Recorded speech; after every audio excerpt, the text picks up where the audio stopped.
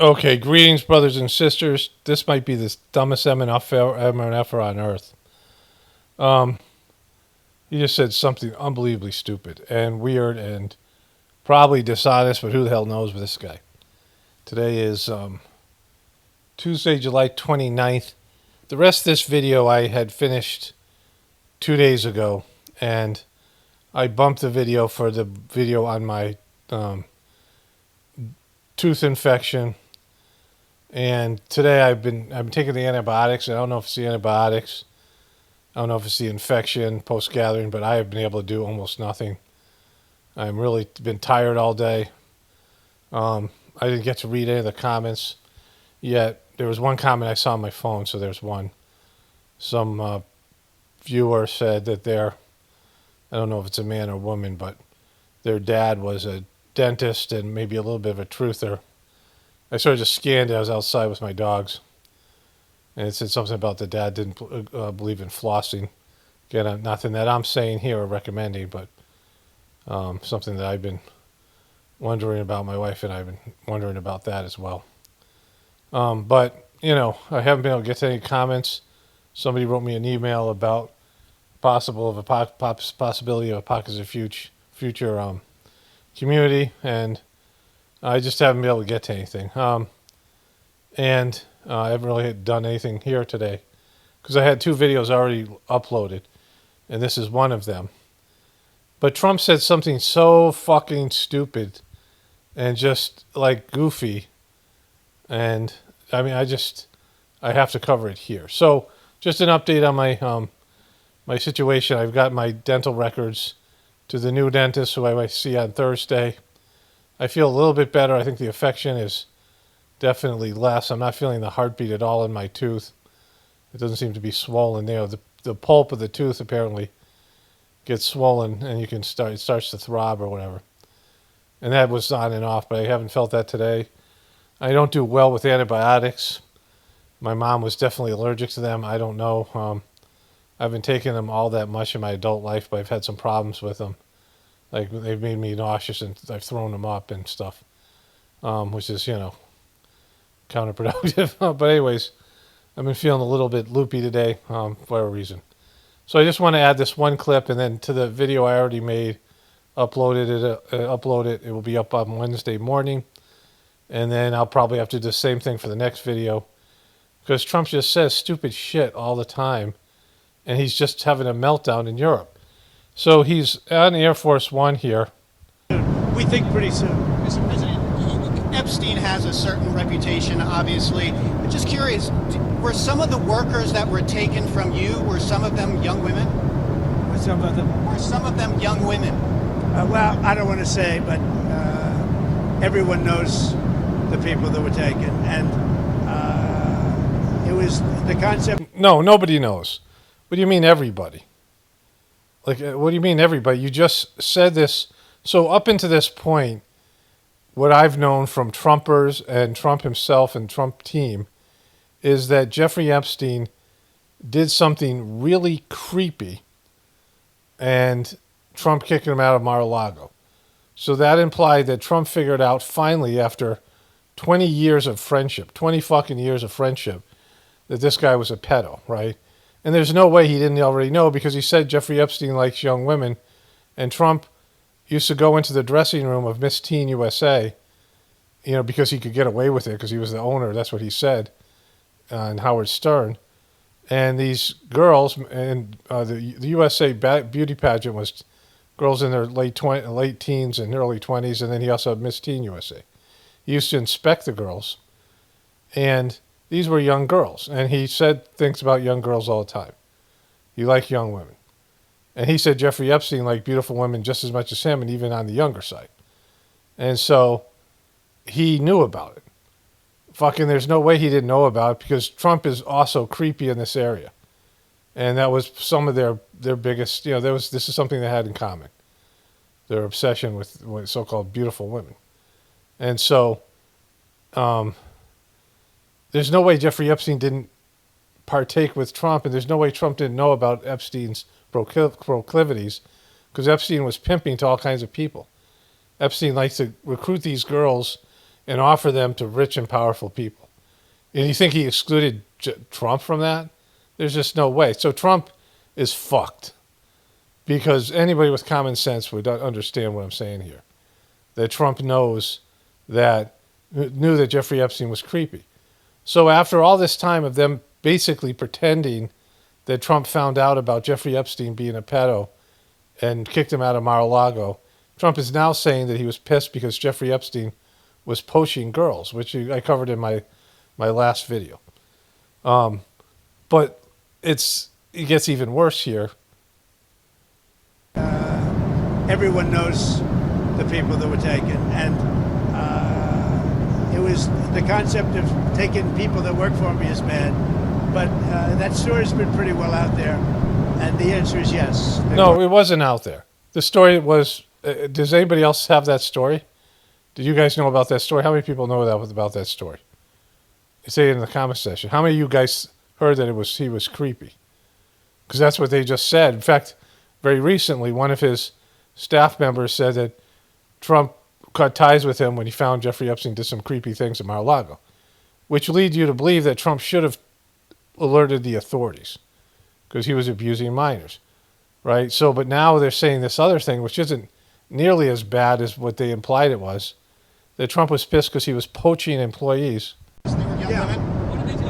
In the spa. Jobs in the spa. Yeah, people that work in the spa. I have a great spa, one of the best spas in the world. Jesus fucking Christ.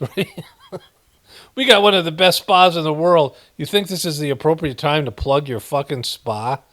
You're talking about Jeffrey Epstein and sexually abused girls, a girl that he's going to talk about in a second that's dead, that got Epstein, and you think it's appropriate for you to talk about how great your fucking spa is? Nobody gives a shit. It's like bragging about doing a plug for something at somebody's funeral. like holy shit. People that work in the spa. I have a great spa, one of the best spas in the world at Mar-a-Lago.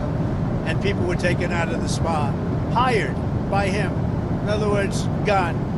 And other people would come and complain, this guy is taking people from the spa. I didn't know that. And then when I heard about it, I told them, I said, listen, we don't want you taking our people, whether it was... Yeah, way to stand up against abuse. Holy... Way to stand up for what's right. Jesus Christ, this guy... our people, whether it was spa or not spa. I don't want them taking people. So he was recruiting young girls that Trump had working in a spa, which he's going to confirm here because it's going to be the big name. The Virginia Giuffre, he's going to kind of confirm that here. And so, Jeffrey Epstein would be recruiting young women. And so Trump had young 14, 15, 13-year-old girls working in a spa. And Jeffrey Epstein started to poach them. And these girls must have been hired for their looks, which would make Trump fucking and his whole club suspect now, because it was a recruiting ground for Jeffrey Epstein. Like he was recruiting girls. Like he wasn't hiring young boys unless that was some other story that that wasn't being told, or grown men and women from Trump. He was into young girls, right? And so Trump must have had a bunch of young girls working in these areas. And Jeffrey Epstein started to recruit them. And Trump would know what it was for because of his own proclivity. So Trump caught him once. Our people, whether it was spa or not spa. I don't want him taking people. And he was fine. And then not too long after that, he did it again. And I said, out of here. So it was, he was recruiting these girls for his, his sexual fucking proclivities.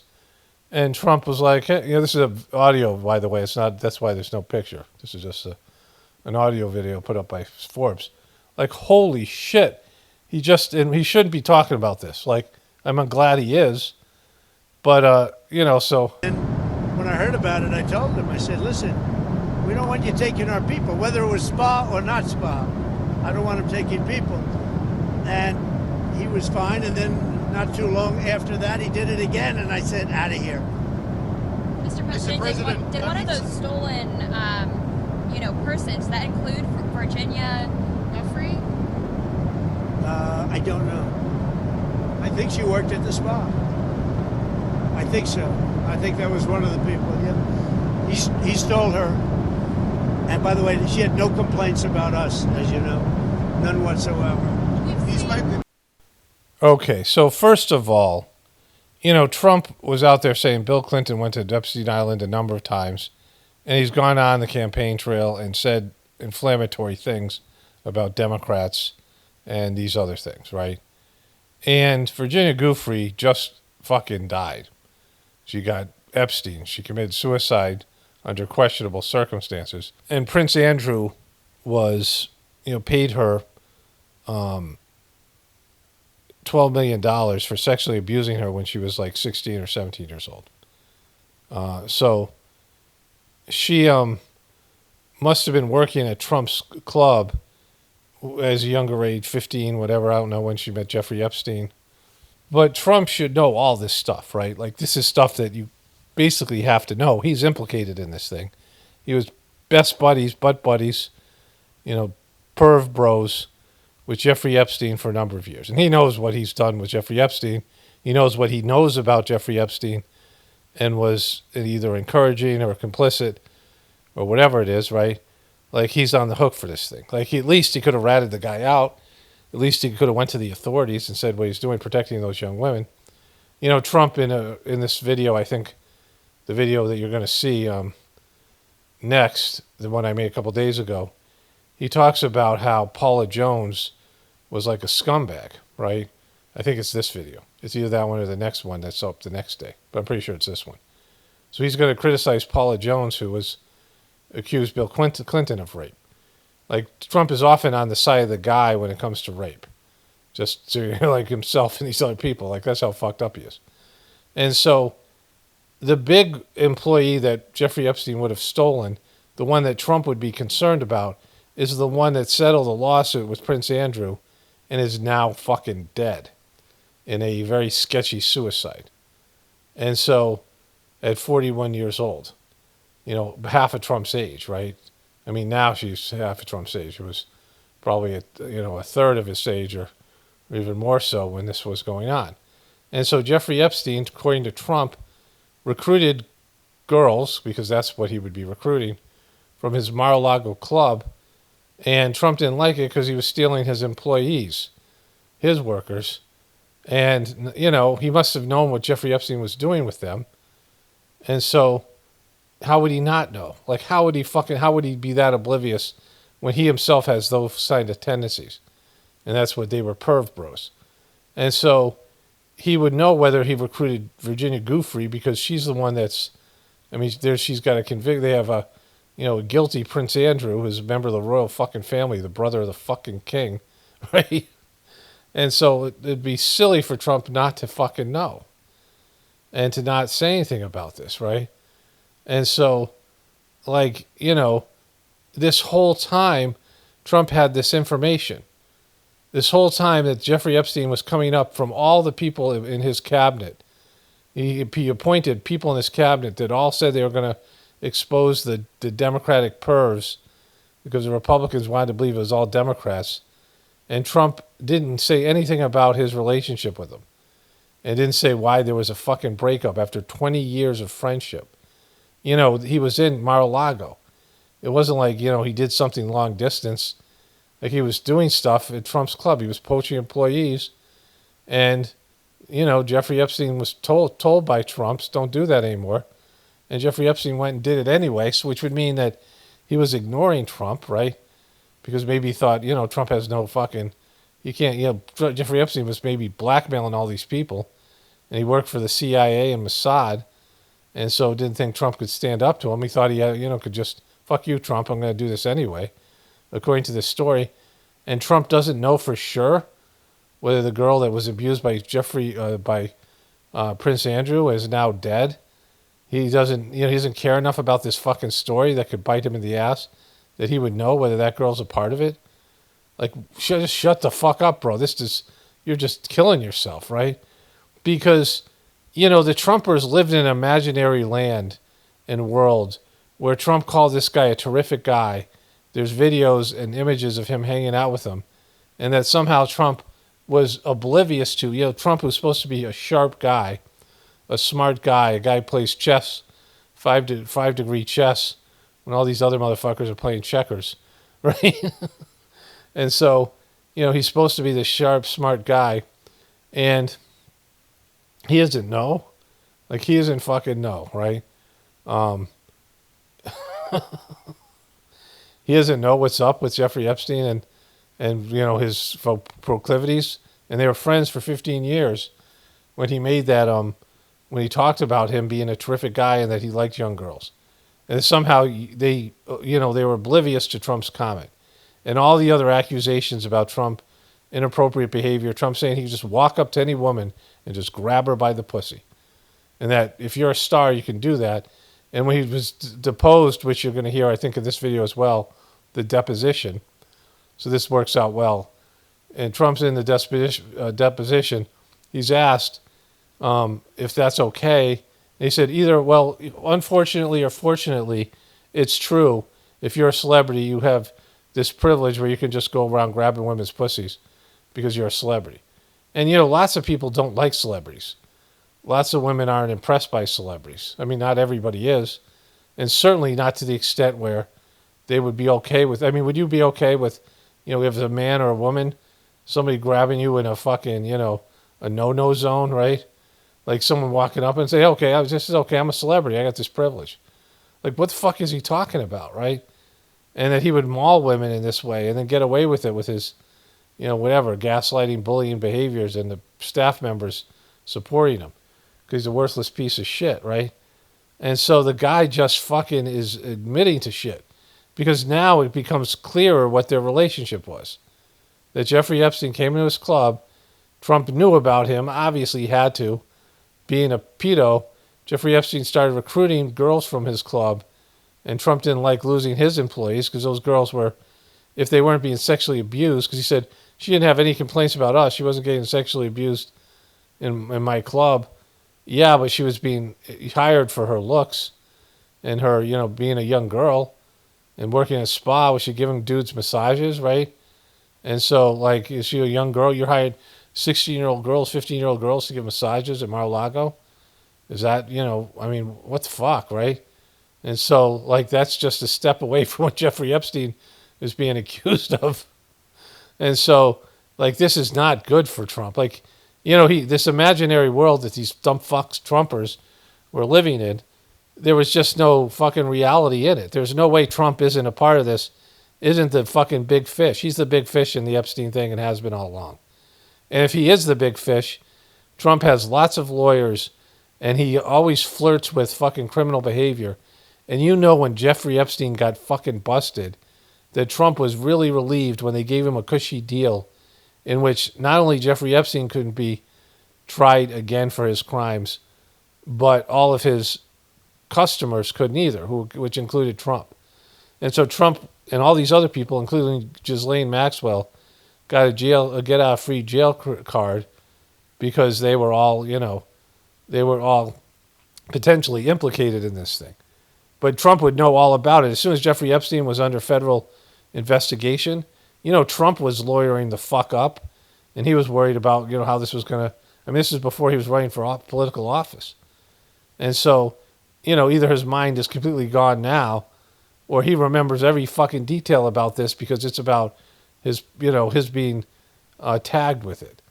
So fucking this guy is in this thing fucking neck deep, and he keeps on fucking dropping lower. He's in like fucking Jeffrey Epstein quicksand, and his mouth is pushing him downward because he can't fucking shut up, and which is great because it's fucking incriminating.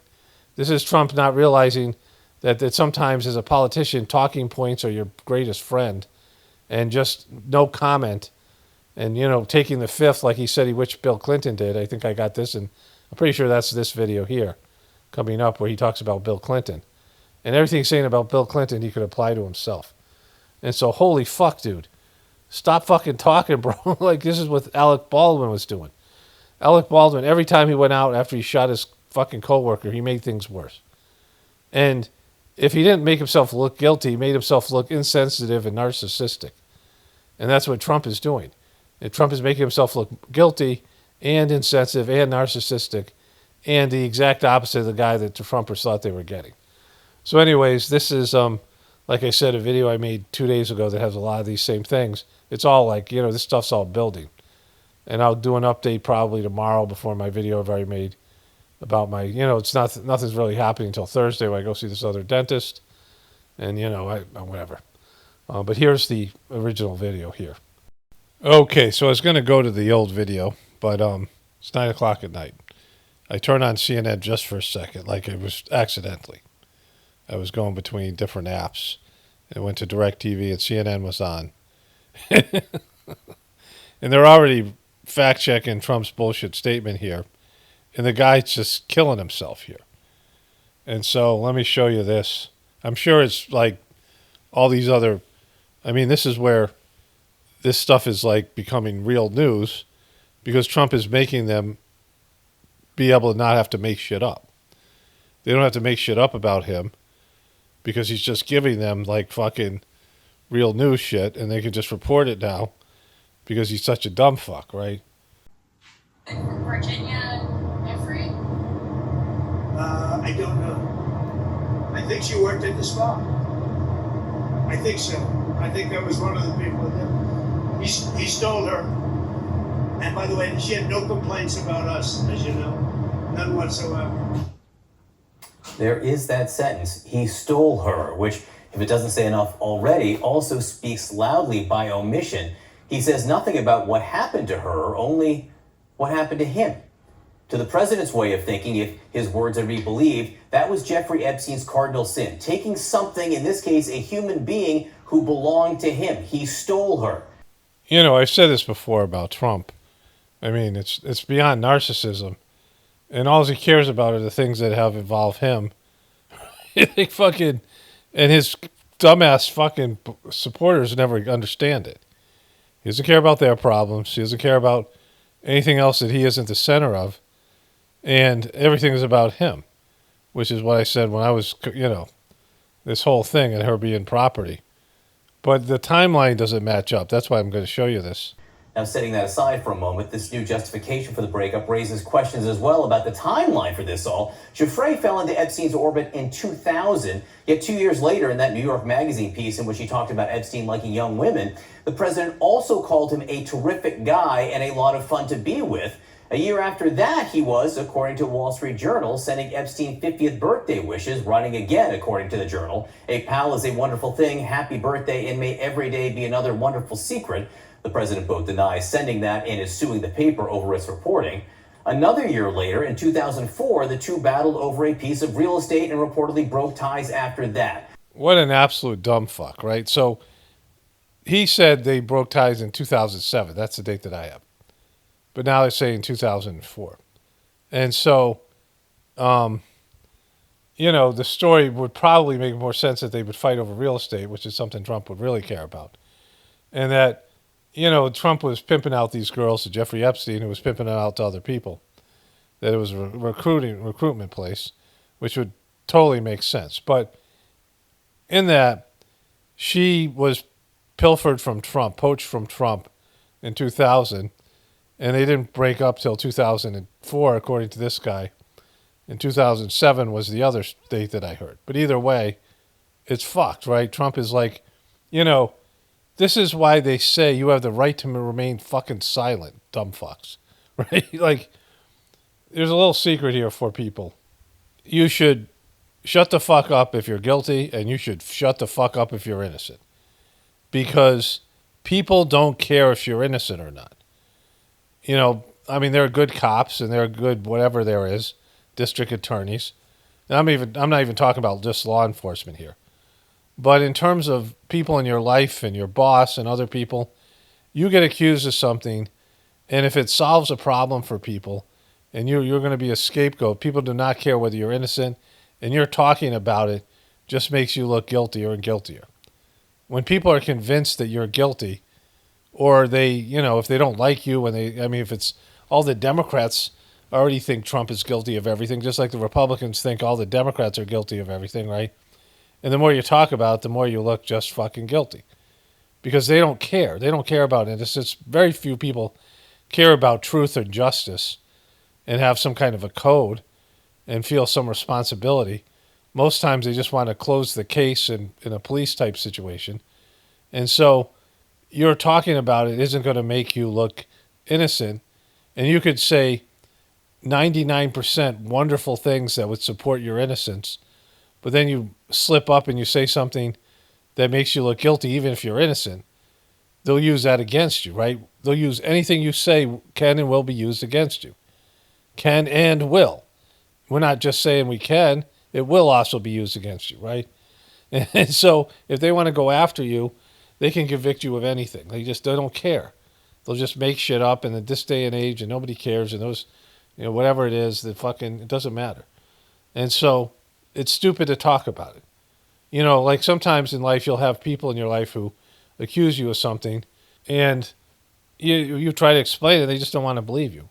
I remember when I was in college, I was in this like dunk contest, and in a Parks and Rec basketball court that my brother and his wife worked at, and one of my sister-in-law's coworkers took a fancy to me, and they sort of set me up with her. And we went out one time, and she went to my apartment. We didn't have sex or anything, but she was at my apartment, and she came back to my apartment the next day, I guess to stalk me, and said she saw me with another girl, who she assumed was my girlfriend, and that never fucking happened. Like, I didn't have a girlfriend. It didn't fucking happen, and I don't lie, and I just don't lie about shit like that, and and she would not believe me no matter what I said. And I was like, all right, whatever, so it's like, you want to believe it, right?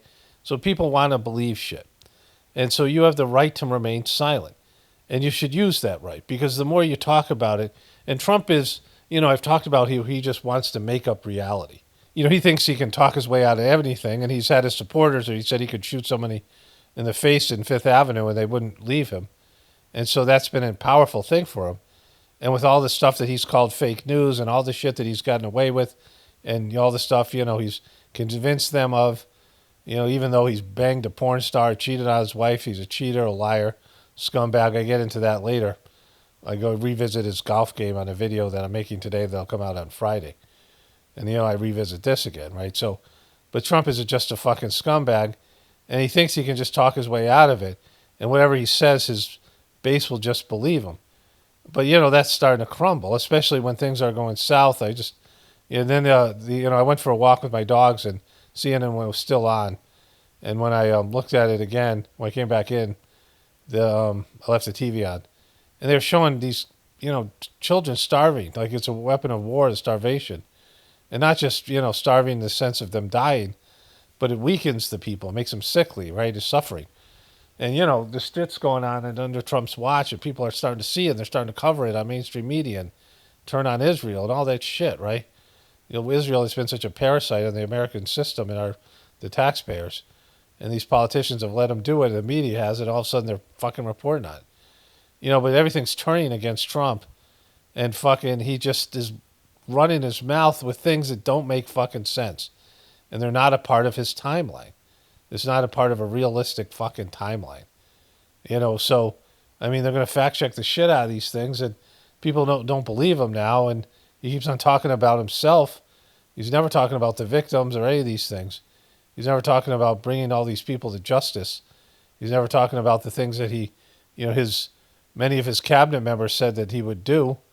And his own fucking son said they were going to release the list. And now he just looks like, yeah, he was fucking doing the same shit Jeffrey Epstein was. It's undeniable to me and you, but I think even to the Trumpers. And he just keeps on fucking running his mouth, right? Shut the fuck up. But I want him to talk. I want him to fucking incriminate himself. But he's clearly just making shit up, throwing anything against the wall. Whether he's going after Beyonce or fucking Obama or any of these people, or just making shit up, and like he's thinking that he's going to win people over with his story about how the guy poached young teenage girls that were fucking giving men massages in his fucking Mar-a-Lago thing, and he was pissed off at Jeffrey for doing that, which turns out probably isn't even true. It's a fucked up story that he thinks is going to help his case, right? In 2004, the two battled over a piece of real estate and reportedly broke ties after that, with no word until yesterday of this new explanation for the falling out, and continuing silence about what his old friend did to anyone not named Donald Trump. Trump is saying this stuff because he's like, yeah, I hated Jeffrey Epstein too. That motherfucker, he did me wrong. he was stealing my teenage girls that working at my fucking greatest spa in the fucking world. I mean, you guys know how it is, right? We got a country club and your fucking pedophile buddy is fucking poaching your fucking talent. I mean, like, you know, you get it, right? Like, we're all in it. I'm not a Jeffrey Epstein person either. I hated that motherfucker too. You know, he's so fucking clueless, right? All right, I'll be covering this more, I'm sure, in future videos. So here's the rest of that video, or my old video that I made. Not my old, it's 2 days old. But it has all this, it's filled with this stuff, too, that kind of supports all these things. I mean, the guy just doesn't fucking get it. You have the right to remain silent, motherfucker. Okay, greetings, brothers and sisters. So on a more subtle level, let's start off here with Donald J. Trump's and his thing here. You know, when an old man buys a beauty contest for women and then inserts himself into the contest, it becomes part of it, right? Like, there was the Miss USA beauty pageant before Donald Trump owned it.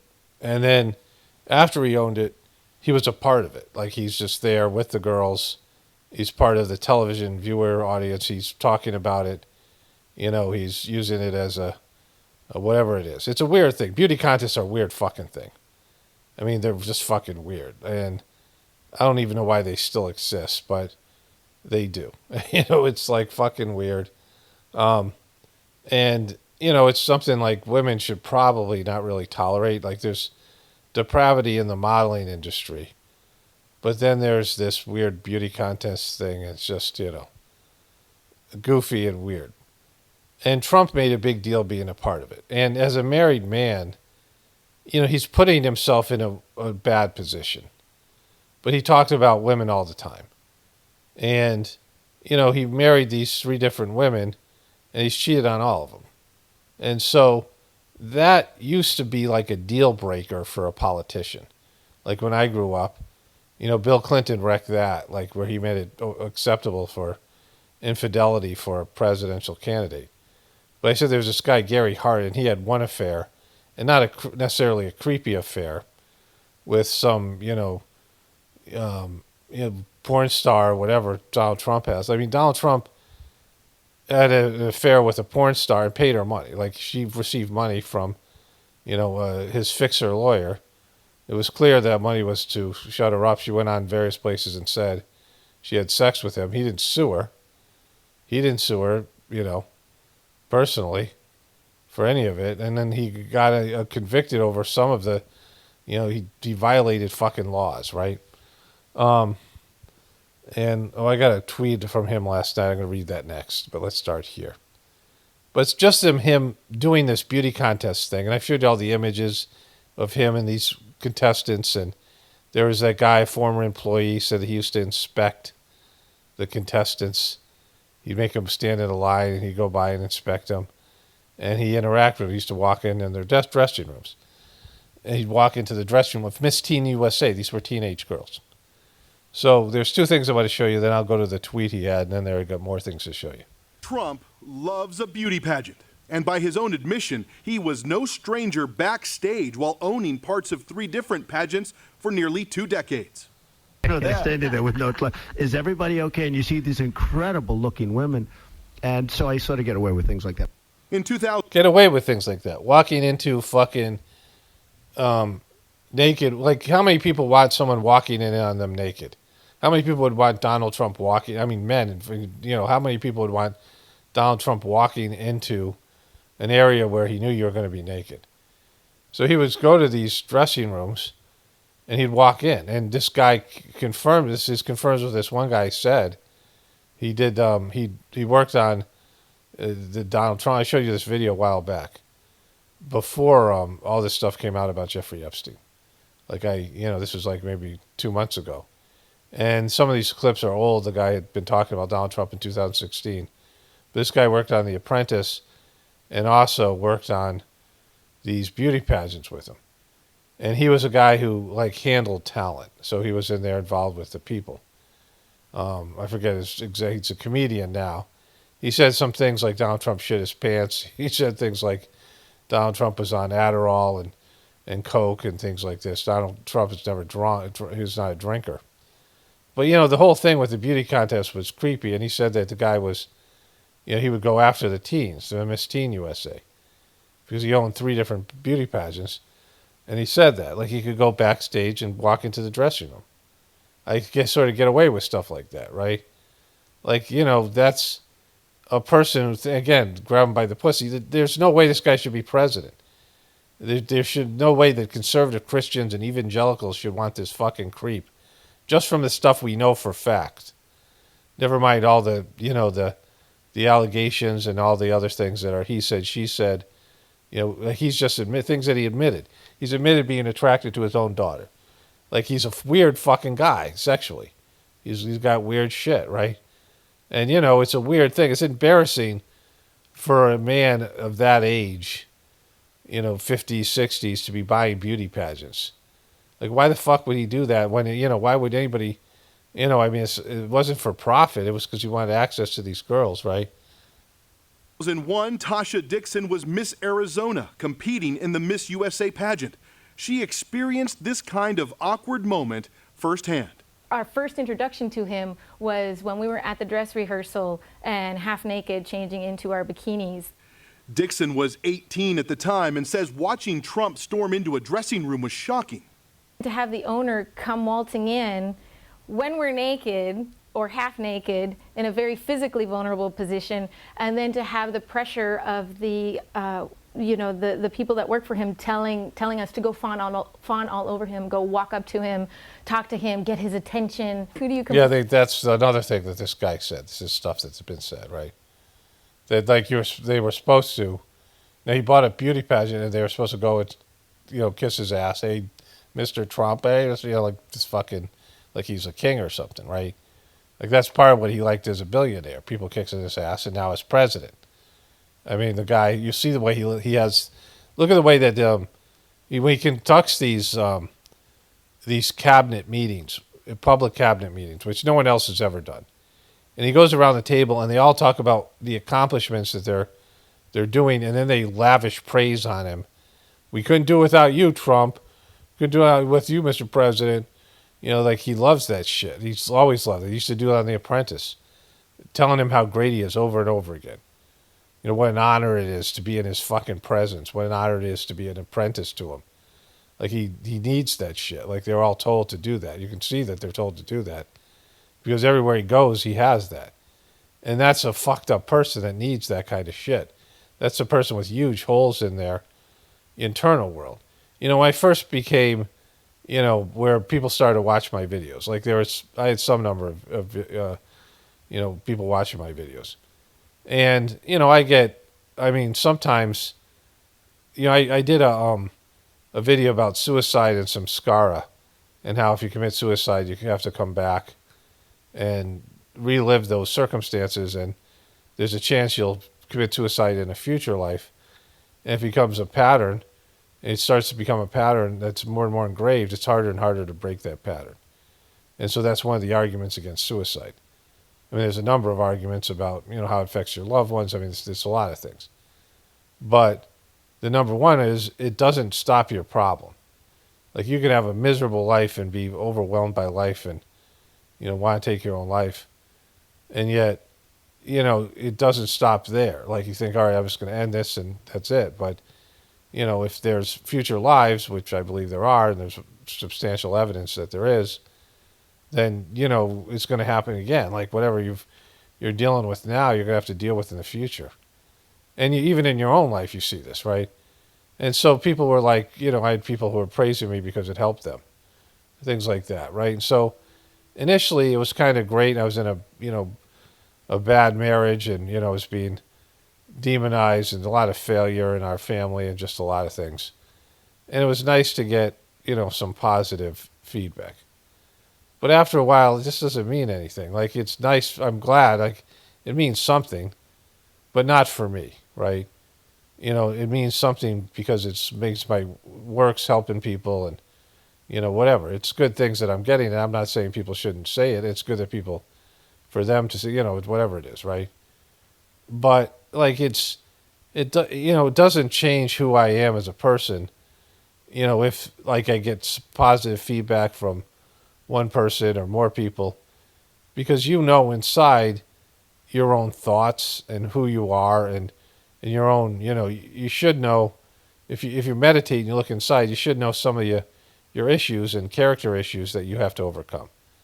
And so, it's good if you're feeling bummed out, and sometimes people have to pump you up a little bit, and every once in a while everyone needs something like that. But there are people like Trump and Madonna and Will Smith that they can't survive without it. It's like some kind of fucking, deep wound inside of them where they have to be told over and over again. More than likely they just hate themselves and feel like a piece of shit, right? So they have to be told over and over again how great they are because of just the whatever fucked up thing that's going on inside of them that they need to hear a vast amount of praise from people. He owns the pageant. So there's no one to complain to. Everyone there works for him. In 2005, 4 years later, Donald Trump bragged to Howard Stern about what he could get away with since he owned the pageants. The conversation uncovered by CNN's K-File. I'll go backstage before a show. Yes. And everyone's getting dressed and ready and everything else. And, no men are anywhere. And I'm allowed to go in because I'm the owner of the pageant, and therefore I'm inspecting it, right? He's inspecting. No, you're not allowed. I'm allowed to go in because I'm inspecting it. You're not allowed to go in. Like, not morally, not ethically, and probably not legally, right? Like, if some guy owns a pool, right, and walks into the locker room, the women's locker room, where women are getting dressed in their bathing suits and kids and, whatever, or even, like it's not, you're not allowed to go in there just because you own the fucking, I own it because I'm allowed to go in there. You're not allowed to go in there. You're like, this is the fucking, this is everything you need to know about Donald Trump. You think this kind of guy is going to be out for you? You think this kind of selfish fucking prick, this creepy fucking pedo is going to be out for you? Is going to help you? He cares about you. He's going to sacrifice himself for you. He's going to be shot at and he's going to, be assassinated for you. You think that's the kind of fucking guy this is? A guy who says, oh, I'm allowed to go in there with naked teenage girls because I'm the owner. What the fuck are you talking about? Right? And he's bragging about it. He doesn't even fucking know like how this comes off. He's bragging about his daughter. He's saying these things without any fucking shame or embarrassment, right? So I'm editing. I just want to include this. Like, what person needs to be told you're not allowed to go into a changing room of women of the opposite sex? Like, people would want to go into a high school girls' locker room or something. Like he thinks that every guy wants to do that. Wants to invade the privacy of these young ladies in a creepy way that he gets some kind of a pass because he was rich enough to buy a pageant or he conned enough money and got enough fucking loan money from banks so that he could be a pageant guy. Like whatever, that he gets permission. But I mean, it says that he thinks that I can get away with it. I know you guys all want to, but it's like bragging, like I'm doing what all you guys want to do, right? And, walking into a wrong locker room or walking into a situation like that is embarrassing for you and the other person. It's uncomfortable. It should be uncomfortable. But he's getting off on it. Like, that's everything you need to know about this guy. Like, how many people are looking for some way around the rules?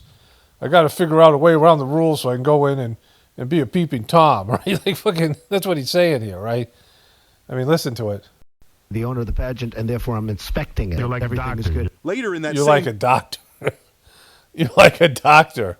He's inspecting? You need, like, the person who owned the pageant before used to go inspect the girls? Like, what for fleas and lice? Like, what are you inspecting them for? Like, that's not a real thing, right? You're just making that shit up. Show Trump is asked if he'd ever had sex with Miss USA or Miss Universe contestants. Never comment on things like that. Give us the first letter of the country you had sex with. How many letters are there? This comes just... So he's saying he slept with a lot of these young girls. And so if he's saying that Jeffrey Epstein likes him on the young side, and he's going back and looking at 18-year-old girls, then yeah, he did this shit. He fucking did it. Like, the evidence is fucking overwhelming. You're not gonna get the, you're not gonna probably see anything significant. But he's already told you the kind of guy he is over and over again. We know what fucking kind of guy he is. This is the kind of guy who fucking bangs porn stars, cheats on his wives, talks about women all the time in a way that's like inappropriate, especially for an older married man, and then is inspecting girls at a fucking beauty pageant he owned that he bought because he wanted to do that, right? And bragging about it, and Howard Stern grabbing him by the pussy, this kind of stuff. He said he could just walk up to a woman and grab her by the pussy. Like, because he was a celebrity. He fucking said that shit. That should have ended his political career. I mean, he's running against fucking Hillary Clinton. And that was part of it because, you know, Hillary Clinton was the fucking devil herself, right? But he should have no fucking career anywhere. He should have been canceled, Me Too'd. So would Joe Biden with his sniffing and smelling women, all that shit. That should be it, right? And these guys were allowed to be fucking president. They put these guys in as president, and they're creepy as fuck, right? Like none of these people, and none of these politicians should really be running for higher office, and that shows you how fucked our country is. But Donald Trump should have been done a long time ago. You don't need the Epstein files to know what the kind of fucking guy this guy is, right? Weeks after Hillary Clinton brought up Trump's attacks on former Miss Universe Alicia Machado, Trump once described her as Miss Piggy and then told his Twitter followers to find her sex tape. And another video where Trump is seen interviewing Playboy playmates and basks in the glow of a question from CNN's Jeannie Mose. And have you ever dated a playmate? I refuse to answer that question. On the grounds that it may be true? It may be true. Tasha Dixon says she's speaking out so voters can get a better understanding of Donald Trump's personality. I'm telling you, Donald Trump owned the pageant for the reason to utilize his power to get, around beautiful women. So one more thing about this. Again, these things are coming out, right? Now people are combing through their shit. And these things have been around forever. The Howard Stern interviews, people have played these things before. Anti-Trump people have seen this shit.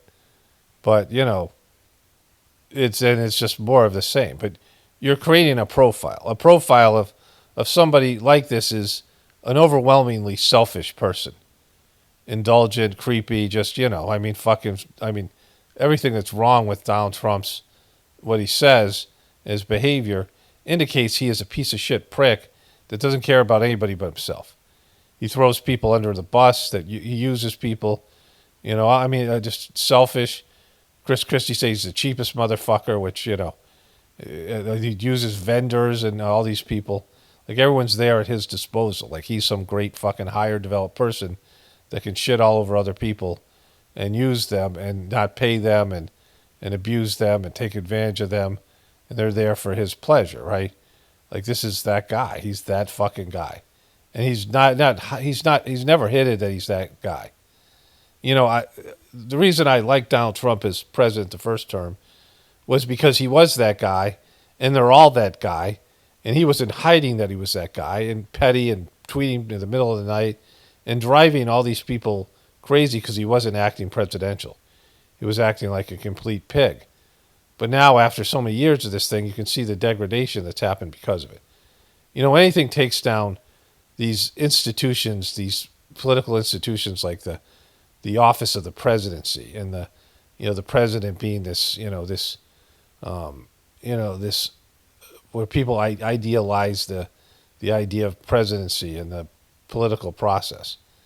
And when you see it's all scumbags, then you get a sense of why the system is doomed, because you have depraved people running the system. And they work for depraved people that are in the shadows, right? All these things. But here... Okay, you start and I'm ready. In the wake of questions and allegations about Donald Trump's behavior towards women, ET discovered this footage in our archive, which we provided to CBS News. Soon. Thursday night. You're going up the escalator? I'm going to be dating her in 10 years. Can you believe it? These are a little girl, like 8, 9-year-old girl here. Okay. That's an 8-year-old girl. So like he said that that's whatever that girl is. Let's say she was 10. I mean, he's going after 18, 20-year-old girls, looking at them naked, all these things. And then he's saying Jeffrey Epstein likes young girls. He likes them young. And so he knew what he was saying. And again, you don't need any of it. Like you don't need any more details. Donald Trump has already defined himself as a creepy motherfucker and a selfish motherfucker and a person who views other people like they're goy or they're like cattle or whatever it is, right? Like they're dirty. They're lesser than him. That he's like on like these people who believe that their blood is better, the royal family, that they can't marry outside their bloodlines because they're somehow genetically better or whatever it might be. These people who believe that they're higher and that other people are there to serve them. That's Donald Trump. He's always been that guy, right? So I want to do just a little voiceover here. I went for a walk with my dogs. I was thinking about this thing with Trump, and it speaks to our society and what's become acceptable, where you have old men and old women having sexual relationships with younger people.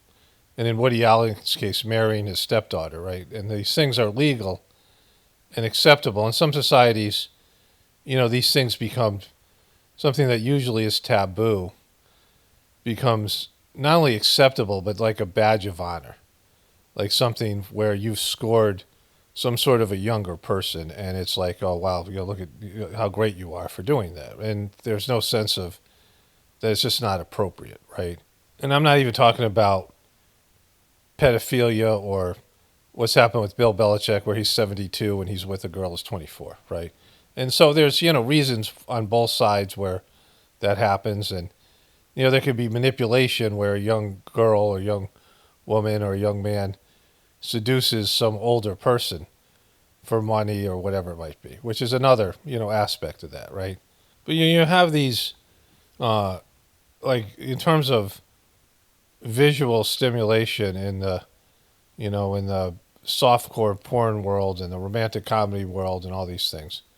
It's young people are the ones only viewed as attractive. Like youth is attractive, and then everything after that is you're just getting uglier and less attractive, and you should do something about it. Like even mutilating your body with plastic surgery and these other types of things, and that appearance and youth is the only value. Like it's like this movie Logan's Run I saw when I was a kid, that when you turned 30 you were killed, so only young people survived, and you had this like fucking thing on your head, maybe it was, or somewhere it glowed, and you had this thing that would flash a light. As soon as you turned 30 it turned black, and then you went into this ritualistic sacrifice, and you were you floated around until you got zapped at the top like a bug zapper. And but this idea that only youth has value, and if the only important part of a story, like a romantic story, is the couple getting together. And so you have this on a cultural basis that youth is valued, and like people, getting old is a bad thing, and all these things. And then, with Viagra and these other aspects, these are things because as you get older, your testosterone level goes down, and these types of things. And Viagra was originally a heart medication, and the heart is, people think of the physical heart, but then they describe, people describe the etheric heart, where you feel love. You don't feel love in your physical heart. You feel love in your etheric heart, which is, connected to your material heart, the heart organ, which is connected to your reproductive system, blood flow and these things. And, if there's no love in your sexual interactions, there's a feeling of emptiness. Like if there's one night stands, and people all experience this. If you don't love the person you're being intimate with, and there's no love involved in it, then it becomes something that's gross, right? It becomes something that's that's not it's a lower level animalistic expression. And there's often no love in a marriage, or people get older and there's no they hate each other, whatever, but they have a sexual connection, but there's no love. And so, when there's love there's less chance of erectile dysfunction and these things, which they call it, and the need for Viagra. And when your soul signs off on something, then there's no sense of guilt or shame, in a marital situation. That's, you're supposed to be with this person. It's obvious that this person has been brought to you by God, it's a divine connection. Then there's no need for these types of things, right? Because there's love there. There's no sense of feeling embarrassment or shame, at least even on a subconscious level, if not on a conscious level. And so you wouldn't need these types of things. And you would have sex the appropriate amount of time, like it would be less because you get older. You have less physical energy, you have less energy that you could devote to sexual interactions. It just becomes, in a natural situation. But people think about a sex life, and there's so much sexual stimulation around you in movies, TV shows, advertisement. Everyone has to have a sex life. You don't have a sex life, right? It's a silly, sex is there for reproduction. It's pleasurable because you're supposed to do it. You wouldn't do it if it sucked. You wouldn't do it if it was painful. There'd be no people, right? So it has to be pleasurable. There needs to be a strong urge that compels creatures to reproduce, and there has to be some pleasure involved in it or it wouldn't be done. Just like eating and these other things. Like, it's not that eating is supposed to, you don't eat for pleasure. The pleasure is there so you survive and you keep on doing it, right? You breathe is automatic. You don't need a reward for breathing, except when you don't breathe and it feels horrible and you're like, you freak out. And everyone's had that experience where you're underwater or something, you can't breathe, and getting to the surface, and it's like, wow, you take that gasp of a breath and it's liberating. But other than that, you don't feel any pleasure because it's automatic, right? Your connection to God is automatic. There's love in your system. You don't need to, it doesn't need to be pleasurable. You don't need to think about it, but there's love, divine love in your system, and you can't live without that. I've said that before. That, you can live without food, which is gross, the grossest of the, these things you need. You can live without food for maybe like 40 days, 30 days, depending. You can live without water for 3-4 days. You're going to live without breathing for 10, 15, I don't know, some cases, 15, whatever it is, right? At 10 minutes, it's more subtle. Water's more subtle than food, and oxygen's more subtle than water. And then divine love, you can't live without divine love, God, for even a millisecond. But it's so subtle, you don't, there's nothing there. There's no reward system that you're aware of. Like, it's good to feel God's love, but it's not built into your sensory stimulation. You don't have some sort of physical craving for it. You have a soul craving for connection to God, but not a physical connection.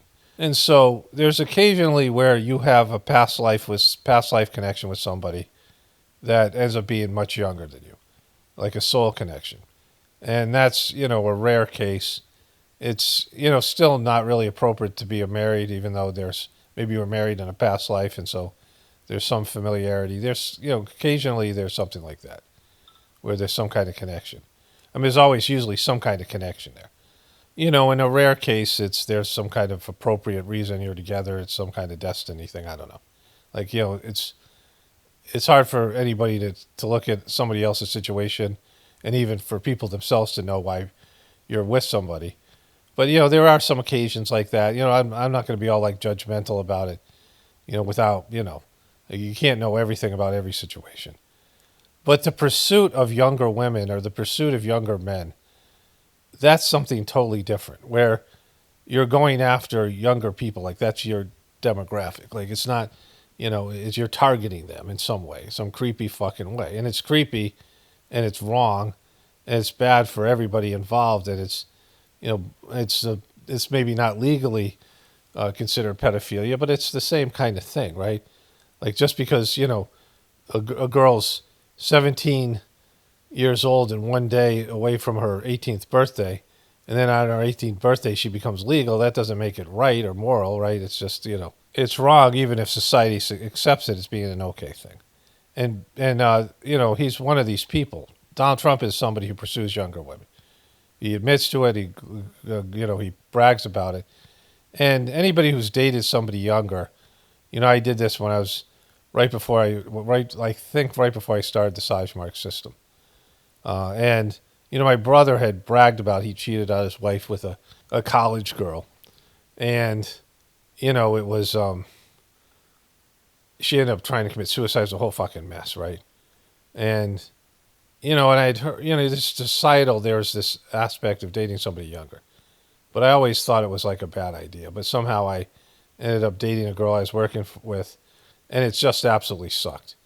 Like every part of me knew that was a bad idea, and I couldn't get out of it. Like it was just wrong. And I was talking to one of these guys, one of my fellow waiters, and the guy said, I dated a girl that was like 10 years younger than me, and and it was like she would laugh at something, I'd be like, oh, that was funny 10 years ago. And it was a great statement. Like this girl was, I wasn't 10 years older than this girl, was like more like 8 or 9, but still, the principle was the same. Because you have different generations. You grow up in different generations. And like I'm different than my siblings, right? I'm different than my brothers and sisters, and they're different from each other because they all grew up in different iterations of a generation. And, like my wife and I, there's like maybe a 3-year age difference. And we have the same memories, experiences. We grew up in the same era. We can, talk about things from that perspective. And especially now with generations being so different because of the technology and things like that. And so, you have to be able to have a conversation with people, and there needs to be some sort of equal footing, so like it needs to be comparable. Your life experience. I mean, even in terms of where you grew up. There was a number of marriages in the Sajmark system meditation between various cultures, like people marrying European people, Americans marrying Europeans, and Europeans marrying each other from different countries, and people marrying Indian, Indian people marrying Westerners and things. And it was almost always a disaster. It's really hard to marry somebody, these mail order brides and things, because you have such a different type of orientation to life. When my first trip to India, I sort of got paired with this Russian girl. We weren't romantic, like we didn't have any romantic, we hung out together, and maybe there was some kind of, I felt like I went through maybe we had a past life of some bad marriage, and I went through it in like 2 weeks, like it was bad, and she was constantly getting mad at me for being American. Like she was like, she had a very high, annoying voice, and we were traveling together, and we were traveling with these old Indian guys, so we were just, and it was, there was some kind of affection between us, but, mostly it was just arguments, and and a lot of them were cultural arguments, right? And, her, like, judging of me being American, and her, like, just, whatever, being kind of shitty about it, and me just being an asshole and not, caring. And so, these things are difficult. All those things are difficult. Like, it's really hard to be in a relationship nowadays with somebody that you have a lot in common with, and you have similar experiences, and there isn't cultural issues or certainly age issues and things like that, right? People aren't trained to have successful romantic relationships and have love relationships, and aren't good at expressing love. They're not good at sacrificing and putting other people in front of themselves.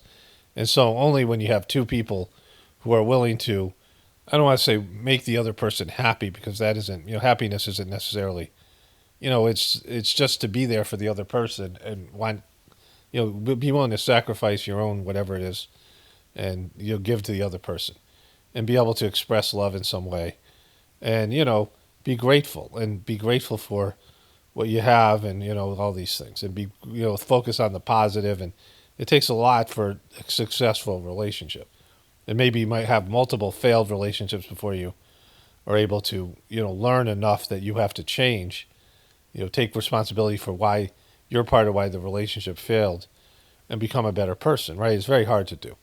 And then you throw in age differences and cultural differences and these things.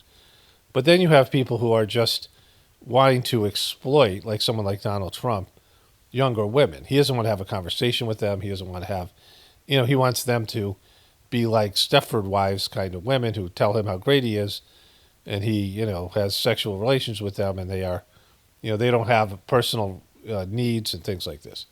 And as soon as they verbalize any kind of dissatisfaction with him, he turns on them, and they have this ugly divorce in one way or another, right? He attacks them, goes after them, the way he does his other people. Like his friendships are the exact same way. He doesn't have friendships, like he doesn't have, friendships that are on equal footing. I mean, maybe with somebody like Jeffrey Epstein, I mean, that seems to be like maybe his best friend ever, which I think, I mean, who else does he have a lifelong 20-year friendship with during his adult years? 3 divorces. I mean, 2 divorces and whatever he has now, where he was cheating on her all the time and all these things he was doing with these pageant girls. I mean, that all happened under the Melania era. So she's kept with it because, she feels like it's better to be married to him than not, for whatever financial and other reasons. But, she looks at him all the time like she hates the fucking guy, right? And so, this is what Donald Trump is. Like, he's a predator. And so anything that he says about Jeffrey Epstein, you could say about himself. Like, anything you say about him, you could say, they're the same kind of person. They're predatory people that have it's not a relationship, romantic, love-based pursuit of, a relationship where you will have something to give to the other person. Where Donald Trump and Jeffrey Epstein are going to give something to these young women. They're going to, give something to them. Instead, they're taking, right? And for women, it's, because there's an injection of energy, I mean, it's in the sexual act, being with negative men, you have their DNA and their energy in you. Like, it's a, thing for women. Like, when they're with a bad person, I mean, anybody that we're around, and certainly anybody you're intimate with, they affect you. Like, you develop habits and ideas and behaviors. You're sleeping next to somebody and you're in a kind of a vulnerable sleep state, and you're sharing like almost like dreams and things like this. There's a psychic connection, there's a spiritual connection, and the people that are around you affect you. We've all felt this. You hang out with bad people and they bring you down. You hang out with good people, they bring you up. And also in romantic relationships, even more, your significant other, and you start, parts of you merge with each other. Like, you have parts of your spouse with you, and you hear your spouse's voice when you're making decisions and, these types of things. Like, all these things happen, these romantic relationships. And, these ones are abusive and they're predatory. They use people, right? They like power over these girls. It isn't like they want these girls. They know the girls don't want to do what they're forcing them to do. Like, that's part of the, Donald Trump saying, Jeffrey Epstein's brother saying Donald Trump slept with married women because it was so wrong. He enjoyed that thing. He enjoyed things because they were wrong. They were taboo, and they were forced. That he was walking into this dressing room because he gave himself permission, because he's the owner of the pageant, and then all the people working for him are supporting him, and these girls have no recourse but to be subjected to his creepiness, right?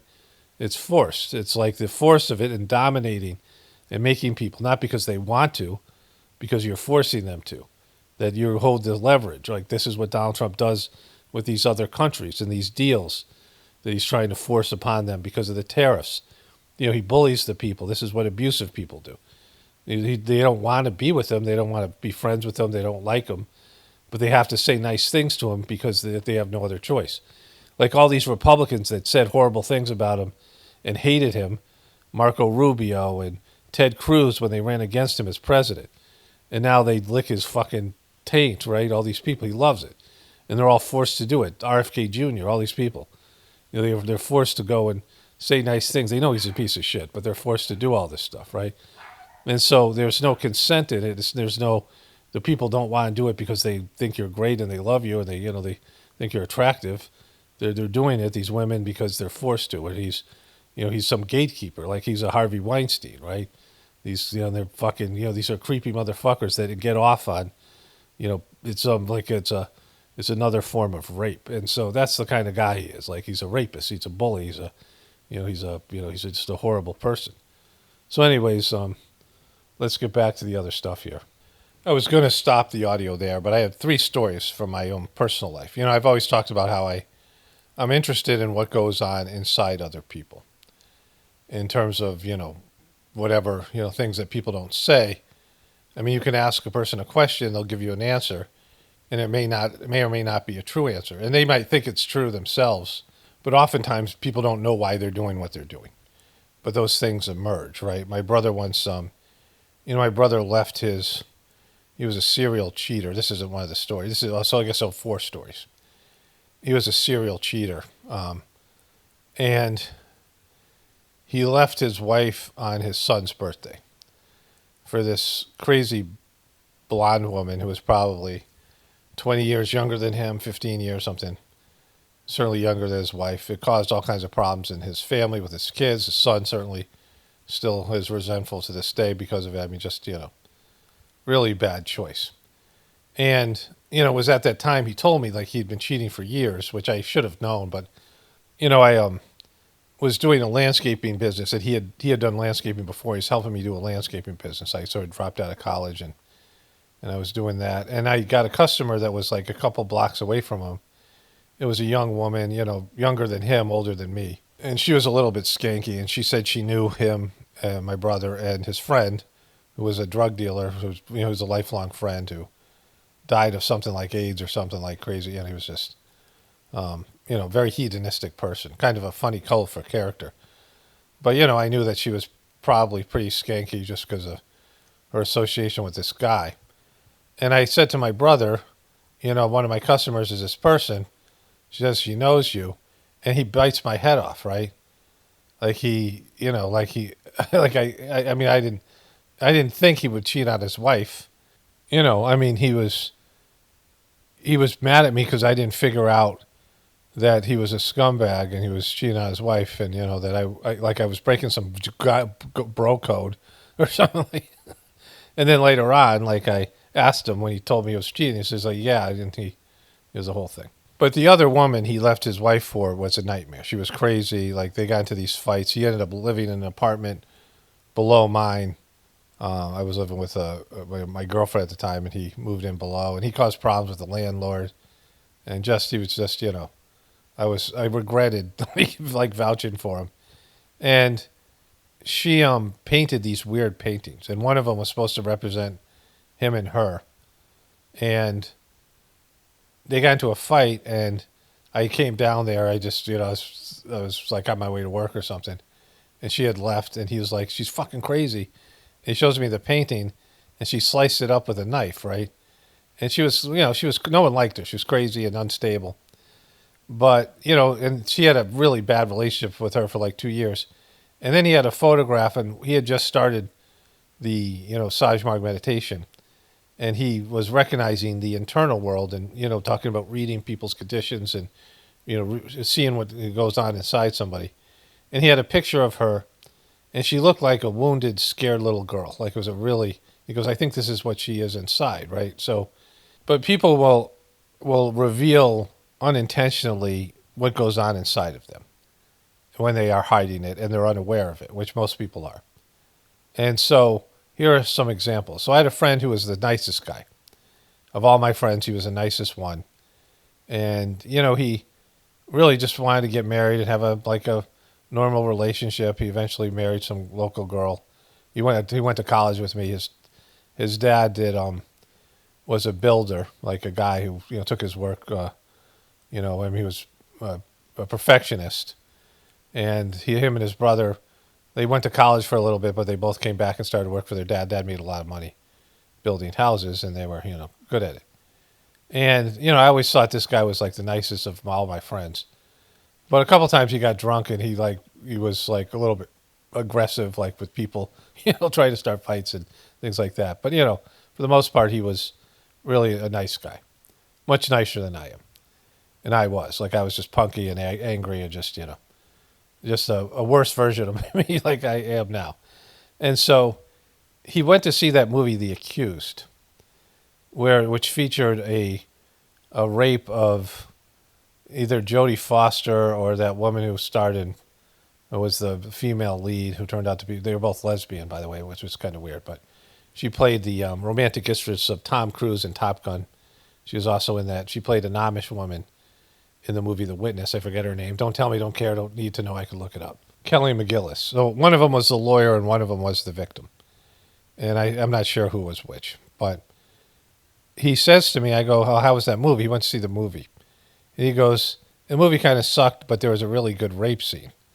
And I was like, what do you mean a really good rape scene? What the fuck are you talking about? Like you got turned on by that? What's, fucking, but that was somebody from the outside. He was just a really nice guy, but on the inside, there was this, he has this whatever. Part of them enjoys the act of, or is sexually turned on by seeing a rape, right? So there's two other examples. This is when I was a younger person, and I was fascinated by these things. I mean, they've stood out.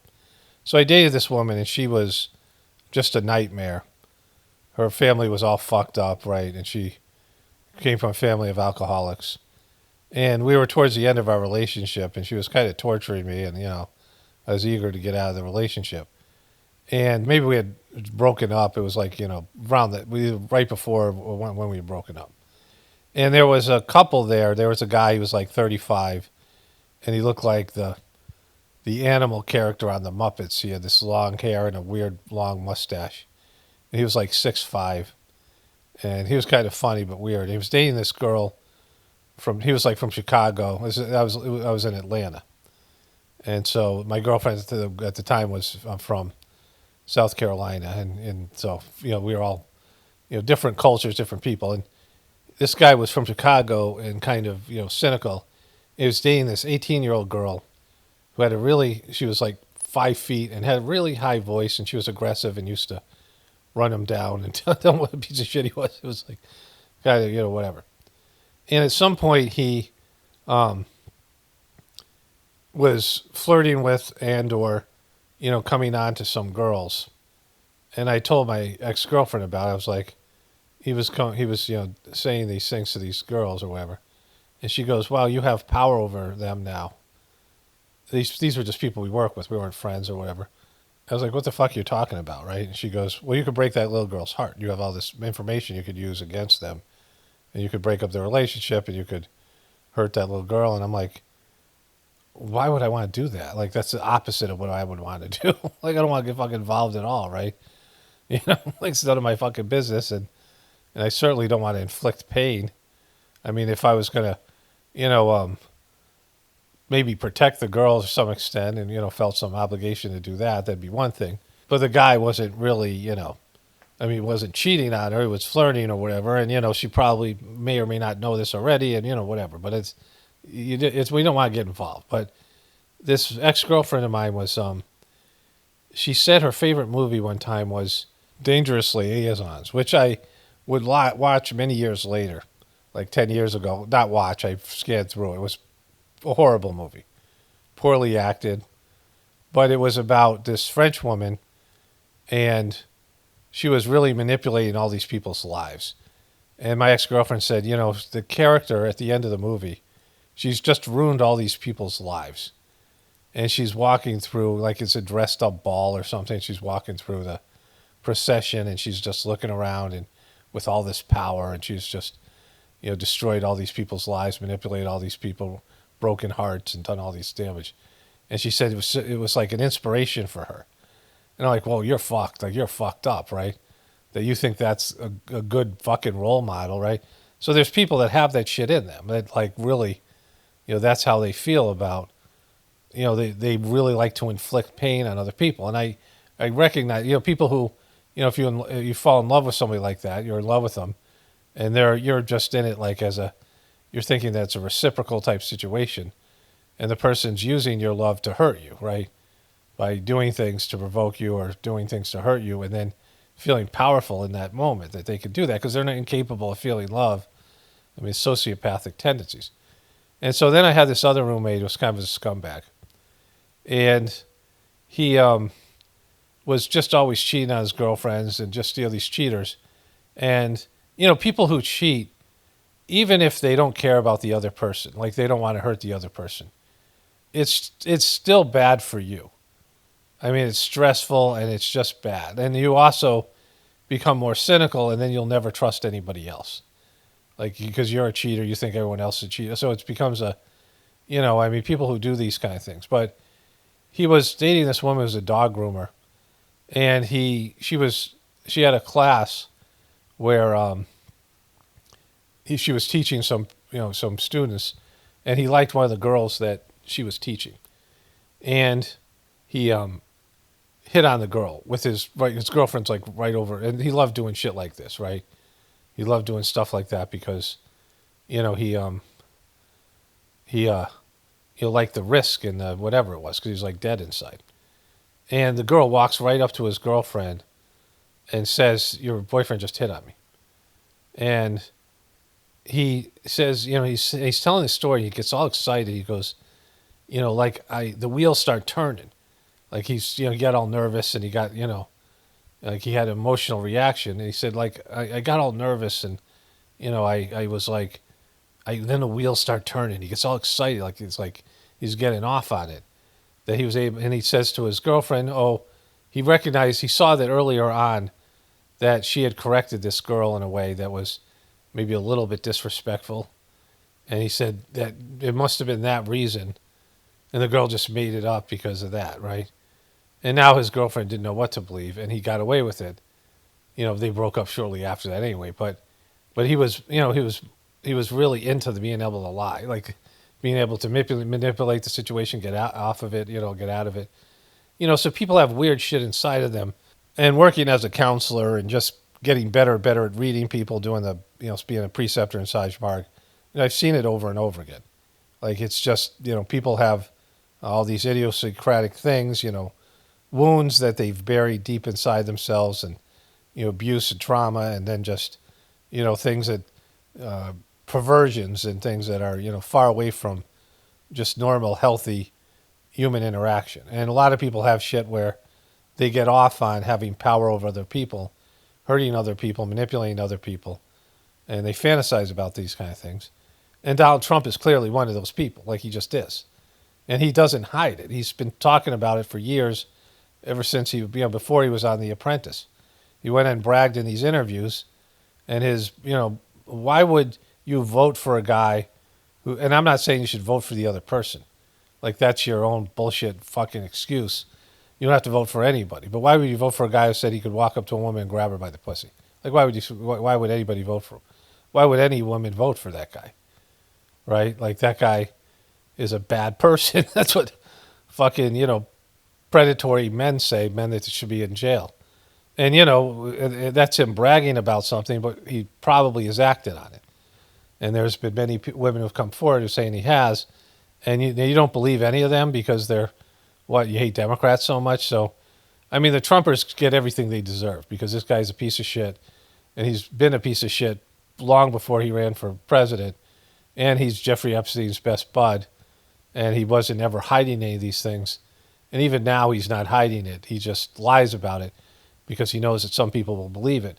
And he thinks he can get away with anything because of he thinks he can shoot a person in the face in Fifth Avenue and get away with it from his supporters. And he bragged about that. So, that will tell you everything you need to know. All right, let's get into the other stuff here. One of Trump's moronic supporters said, by calling for Kamala Harris to be prosecuted, Kamala Harris not above the law, I voted for this. Donald J. Trump, Truth Social again. Using the word truth, that's been the whole truth community, which is not right-wing dumb fucks. You did start that way, and those people are not truthful. You could say nobody's truthful, but if you're a right-wing person or a left-wing person, you haven't even begun looking for the truth. If you think one side's better than the other, you haven't began looking for any of it, right? If you think that Donald Trump is exempt from his friendship with Jeffrey Epstein, but Bill Clinton isn't, you're not being honest. And so he's hijacked that term. And so I'm looking at the large amount of money owed by the Democrats. After the presidential election and the fact that they admitted to paying probably illegally $11 million to singer Beyonce for an endorsement. She never sang, not one note, and left the stage to the booing and angry audience. I covered this. Kamala Harris laundering money through big donors. Like knew she wasn't going to win. Like probably they even told her. And so she raised $2 billion and overpaid everybody and then probably received kickbacks, right? So I covered this. I agree with what he's saying here. But, he did campaign violations that he was convicted of that had to do with paying off a porn star, right? Like, yeah, she did that, but you did that shit too. Even worse in many ways. I don't know worse, but him and his family, he's getting a fucking $1 billion jet, $400 million from Saudi, from Qatar, and then spending another $500 million on it of taxpayer money, and then getting $3 billion worth of other jets that are for the presidency, but he's going to be able to keep the first jet. And so it's $4 billion worth of Air Force One money that's being spent. $4 billion. And he's getting one of the jets after he leaves office. I mean, and he's complaining about Kamala Harris, right? And Beyonce. $3 million for expenses to Oprah Winfrey, $600,000 to low-rated TV anchor Al Sharpton, a total lightweight. Al Sharpton, a lightweight. And others to be named for doing absolutely nothing. These ridiculous fees were incorrectly stated in the books and records. You are not allowed to pay for an endorsement. It's totally illegal to do. Can you imagine what could happen if politicians started paying for people to endorse them? All hell would break out. Kamala and all of those who receive endorsement money broke the law. They should be prosecuted. Thank you for your attention in this matter. So he wants to prosecute Beyonce and Oprah and Kamala, who are all hated by Trumpers, but they still ain't on the level of Jeffrey Epstein, bro. Like, he's so fucking desperate. And none of these things are going to stick. Like, he's saying, oh, we should do all this stuff, but, it's not going to happen. And it's kind of widely done, and he did it, and they all do different things like this, right? And, they all, like, he laundered money for his family. Jared and Ivanka got $2 billion from Saudi Arabia investment. Joe Biden, Hunter Biden laundered. They're all fucking scumbags. And Trump is so fucking desperate that he's realized that, once people who are his supporters realize he's creepy, and they should already. I mean, they're dumb fucks. And, they're kind of embarrassed and, whatever. They went to hiding. Like, they don't show up and comment on my channel anymore. I mean, like they're kind of, they go into hiding like the Cubies when I was starting to fucking really lay into them after the election. And they were fucking running for the hills when all their fucking predictions and bullshit didn't come through. Remember that after 2020. And so the same things are happening with Trumpers when they should just come out and say, we got duped. Everybody gets fooled by somebody. And, there's no pride. Pride's a silly thing. That's an arrogant thing. It's a bad thing. Like, you should take, pride used in the way that you should take pride in your work. Like, you should do a good job because you want to, you shouldn't, be embarrassed by doing a bad job. Or like it's just, whatever. But, or something like that. But, this idea that you're wrong and you're wrong and you've tortured people around you and you've been a piece of shit. It's hurt relationships that you've had with your fucking delusions about this piece of shit fucking scumbag, right? And all you have to do is admit you were wrong. Like, it isn't hard.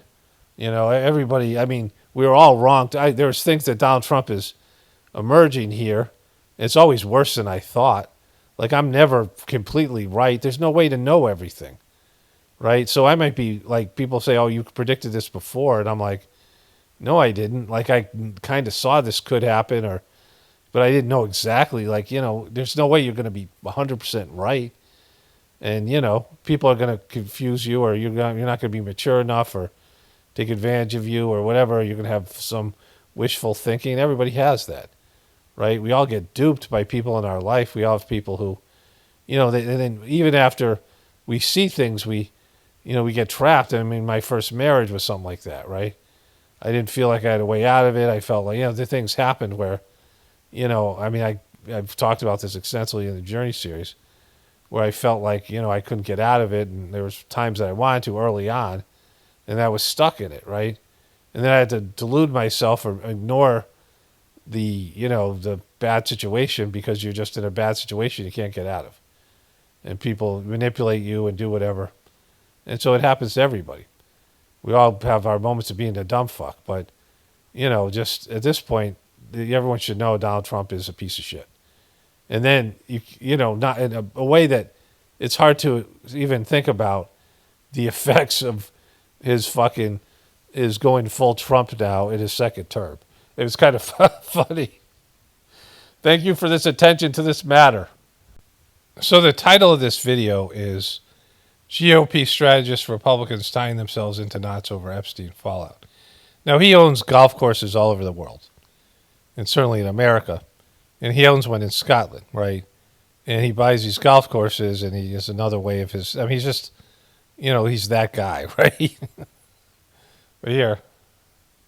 Trump is in Scotland today at his private golf course in Turnberry, but he can't seem to escape the fallout from the Jeffrey Epstein scandal, along with the swirling questions about what transpired in the two-day meeting between Deputy Attorney General Todd Blanche and Epstein's accomplice Ghislaine Maxwell, who Ghislaine Maxwell, this is prison life.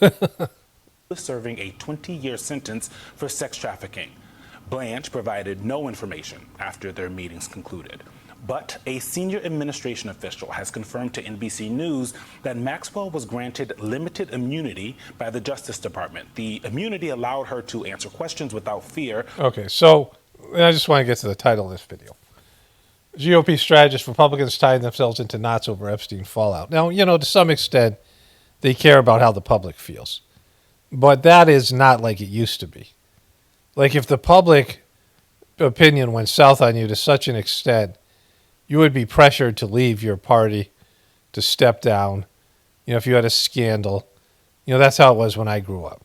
Watergate being, the essential time, and there to be things that were there that would happen, that the public would go south. Of course, it was manipulated then by TV and the other party, but nothing like it is now.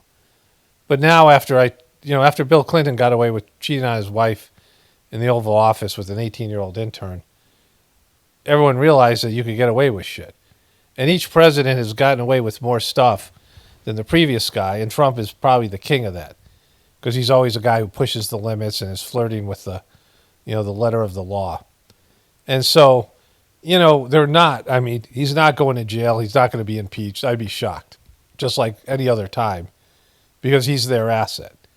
You're going to get the full length of a Trump presidency, and might have a lot of drama and scandal, and all his supporters might turn on him. But you're getting rid of him. Why would they want to put J.D. Vance in that spot? I can't imagine that would happen. And so there's going to be pretty much, the only consequences from this thing is the loss in the midterms. And that's already happened. Like, I'd be shocked. Like, it happens every time a president wins an election with a majority, that the midterms, it swings back the other way, because he doesn't follow through on his promises, and the other side is so enraged that they have a lot more momentum, and the people who voted for the president are not pleased with the work he's doing. And so almost every time in the midterms, they take a beat down. But I think Trump's going to take an epic beat down, and the Trumpers they're going to be scrambling in these things. And I think the Epstein thing is part of that, but without it, it would still happen. And so, it's silly. The whole thing is just silly. So I got something I'm going to start off my next video with. I was going to do it this video, but it's about Israel backing down on their Gaza policies for a little bit because of outrage of starvation crisis. But I'm going to cover that in my next video. So lawmakers are back in their home districts, holding town hall meetings with their constituents during the congressional recess. The Trump administration's handling of the Epstein files is a major topic at those meetings. Some Republicans, some Democrats also pushing for more transparency. Democrats in particular are focusing on the Epstein fallout during town halls in Republican-held districts. CNN's Julia Benbrook has more. Victor, the main takeaway from these town halls when it comes to the Epstein investigation specifically... She's so art fake, that girl. I've never seen her before, but look at her. Takeaway from these town halls there's just this way these news people read the fucking news. It's just so fake. I think there's a guy here. Let's watch this here. Here's one example as Senator Chris Murphy spoke with voters on Saturday during a town hall. Donald Trump's approval ratings are, according to the latest poll, down below 40%. That's over here. 10. Members of the House are back home this week after an abrupt end to the session, as lawmakers in both parties pushed for the release of the Jeffrey Epstein files, ultimately forcing Speaker Johnson to close for business a day early, until after Labor Day. Does that mean this controversy is going to simmer until then? Does that mean? What does it mean? Does that mean the controversy? Does that mean? After Labor Day. Does that mean this controversy is going to simmer until then? Does that mean? I'm joined by conservative Republican Congressman Eric Burlison of Missouri, who sits on the Oversight Committee and has called for the files to be released. Congressman Burlison, thank you so much for joining me this morning. Appreciate your time. It's good to be on. Absolutely. Thank you. Yes. So how animated are your constituents about the Epstein files and the lack of information that has been released so far? Yeah, I think it comes mostly from a concern that government might be keeping secrets from them, that the intel community might have some kind of intelligence on government officials, whether it's our intel community or a foreign intel community. All of these are questions that people have in mind, and so we are definitely getting phone calls. People. Okay, Jesus Christ, bro. How the fuck did you get elected? Anyways, there's that. So this is from Forbes. They have, it's a very right-wing publication. Want to make a complete left turn here and talk about someone who's been dominating the headlines over the past couple of weeks, and that's Jeffrey Epstein. Is it Jeffrey Epstein? His relationship with President Donald Trump is under renewed scrutiny. Is it renewed? Is it under renewed? A memo released by the DOJ in early July, which said there is no client list. Epstein did die by suicide, and the DOJ won't release additional documents pertaining to the Epstein files, was really met with harsh criticism. How do people think that the White House and the Trump administration at large has handled the Jeffrey Epstein story and case? Yeah, Brittany, and this is where some of that bad news on the policy side only gets worse. So when we ask folks whether they approve or disapprove of how the administration has handled the Jeffrey Epstein case, 51%, a majority, disapprove, only 16% approve. If we look a little bit further down in those numbers, only 32% of Republicans explicitly approve of how Donald Trump has handled the... I mean, it's crazy that would be the case, but, dumb fucks, right? But either way, he's totally underwater in this thing. And you'll see what that means. Like, now you're going to see what it means. Like, there's going to be a point where people realize he ain't releasing the Epstein files. He ain't releasing anything that's substantial. His name isn't going to be put out there. He's going to control that narrative. It's better to eat shit the way he's eating shit now than expose his name, especially after all the bullshit he's done here. And so it's just him weathering the storm and then moving on to something else, right? But it's something that'll come back up constantly. Like, it can be dragged up any number of times. Like, now he owns his buddy Jeffrey Epstein. Like, he is the epitome of Jeffrey Epstein, everything that people hate about it. Jeffrey Epstein, billionaire, entitled, pedo, gets away with it, and his friends, and Donald Trump being the guy who covered it up because of his own being implicated, and then the Mossad part for people who can go a little bit farther into it. It's just always going to be there. And, there's people that won't vote for him that were like big-time Trumpers in the midterms and that other stuff. People start running, like his people in his party will start, running against him or not including him. They won't be Trumpers. They won't invite Trump to campaign for them. That kind of thing. But, he's going to get away with it, right? And the truth's not going to come out. And so, like, now we're in that stage where, they can release another piece of evidence that shows Trump's a scumbag, but like there's enough evidence out there already. People should already fucking know. Like, why does it have to be more, right? Because there's enough already. I keep on saying that there was enough already before this thing was released that Trump was good pals. He said he was a terrific guy, and he said he was the greatest. There's no longer knockout blows. There used to be a knockout blow where you wouldn't survive it, but that doesn't exist because of the cable news, and now with the internet, people move on so quickly from a story that, long before the consequences kick in, they've already moved on to something else. And it might come back around to get you in the ass again, but usually it won't. As long as you don't blink and you disappear and you wait, like Jimmy Kimmel did, went away for 3 months, you can survive it, right? People know you're a scumbag and there'll be this kind of narrative out there, but it just there's so many stories on a daily basis, and nothing ever is just, it's the story's only hot for a week or two, and then it fades, and so there's no more knockout blows.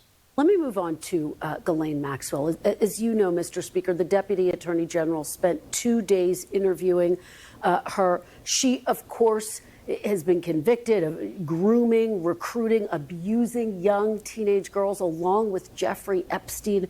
Mr. Speaker, Maxwell's attorney said she answered all questions honestly and truthfully, but do you think that Ghislaine Maxwell can be trusted? Could she be trusted?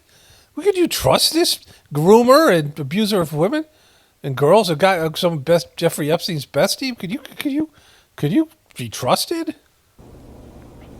Well, I mean, look, it's a good question. I hope so. I hope so. You mean you hope so? Hope that she would want to come clean. We certainly are interested in. You hope that she's able to say things that don't implicate Trump and Republicans, and you guys can move on from this fucking story that's killing your party. Everything that she knows, and as you'll note, in our House Republican majority, we're working towards that. Chairman Comer and our Oversight Committee has already issued their own subpoena. Okay, so let's go back to this one. Looming over all of this. So let me put this to you, Mr. Speaker. Would you support a pardon or a commutation for Ghislaine Maxwell, a convicted sex trafficker? Would you do that? Would you do that? Would you support something like that for a convicted sex trafficker? Would you? Well, I mean, obviously that's a decision of the president. He said he had not adequately considered that. I won't get in front of him. That's not my lane. My lane is to help direct and control the House of Representatives and to use every tool within our arsenal to get to the truth. I'm going to say this as clearly and plainly and repeatedly as I can over and over. We are for maximum disclosure. We want. Yeah, sure you are. Come on, bro. Like, fucking, it's just, there's silly words. All transparency. I trust the American people. I in the House. Yeah, you do. Republicans believe that they should have all this information to be able to determine what they will. But we have to protect the innocent. And that's the only... Oh, fuck you. What if the innocent doesn't want to be protected? Again, you can ask each person whether they want to be protected or not. You don't have to even include their names. You can include their testimony, though. You don't have to include their names. You could have the people sign off what they want to release. You could meet with them. You could meet with the victims and ask them what they want, not use them as an excuse not to expose information that would bury you, your party, and Trump and put you in the fucking, out as Speaker of the House. Safeguard here that we've got to be diligent about, and I'm insistent upon doing so. Well, I guess my question is, are you open to a pardon or commutation? I mean, Mr. Speaker, the victims referred to Maxwell as Epstein's right-hand woman. Here's what one victim who testified under a pseudonym told the court at sentencing, quote, "The many acts that were perpetrated on me by Epstein, including rape, strangulation, and sexual assault, were never consensual and would not have occurred had it not been for the cunning and premeditated role Ghislaine Maxwell played." Is that someone deserving of a pardon or commutation in any circumstance, Mr. Speaker? If you're asking my opinion, I think 20 years was a pittance. I think she should have a life sentence. Burn in hell. At least. I mean, think of all... What do you mean a life sentence? Like, these sentencing guidelines are there for crimes. And as bad as she was... it's repetitive crimes, right? And I don't know what the maximum sentence is, but probably not life, because nobody died. And usually that life is reserved for murder. Even manslaughter, you don't get life. But, I think she should have been... these unspeakable crimes, and as you know... Yeah, but you're kowtowing and licking the taint of a guy who was committing those crimes. She lured girls in and groomed them, so she pimped these girls out. And you could say that in many ways is worse as a woman, all these things. But Trump committed these crimes with Jeffrey Epstein. And you're fucking protecting him and other people. So fuck you, you lying piece of shit, right? Earlier, probably 1,000 victims. I mean, this is... So, but there's nothing to see here. She's innocent. Let's not release the reports. It's hard to put into words how evil this was. And that she... And your fucking president was part of it. Orchestrated it and was a big part of it. At least under the criminal sanction, I think is an unforgivable thing. So, again, not my decision, but I have great pause about that. Great pause. He has great pause. As long as you have great pause about pardoning this fucking monster. But you don't have any great pause about licking the taint of the guy who fucking committed these crimes as Epstein's buddy. And now committing fucking global crimes as president. And so you don't have great pause about that.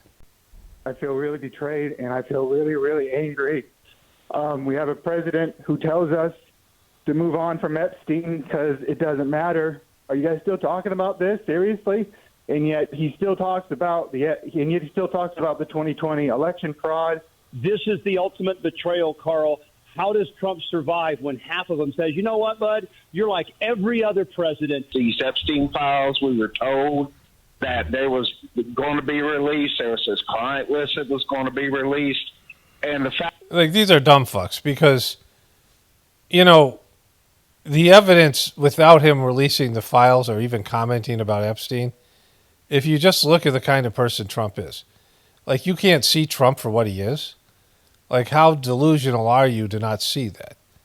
Like, he's giving you all this information, and it's come out. And, of course, you watch Fox News, you watch things where you don't get access to the information. That's fine. But now you have people like Tucker Carlson, these other right-wing people who are putting this information out, at least some of it. And you have to look, more into it when, like, this whole thing is indicating that he's protecting somebody, most likely himself, right? But, Trump has always showed who he was. And so, of course he's going to do this. He was he was besties for 20 years, and he's a perv and a fucking creep himself. There's no way he didn't partake, right? He partook with Jeffrey Epstein. He committed crimes. There's girls that have testified to this fact. And, you just didn't want to believe it, right? And even now, it's not about him being a part of it. It's about that he's blocking this for no apparent reason. Like, the dumb fuckery continues. The fact that it's suddenly gone away and he's trying to gaslight us is like a punch in the gut to MAGA.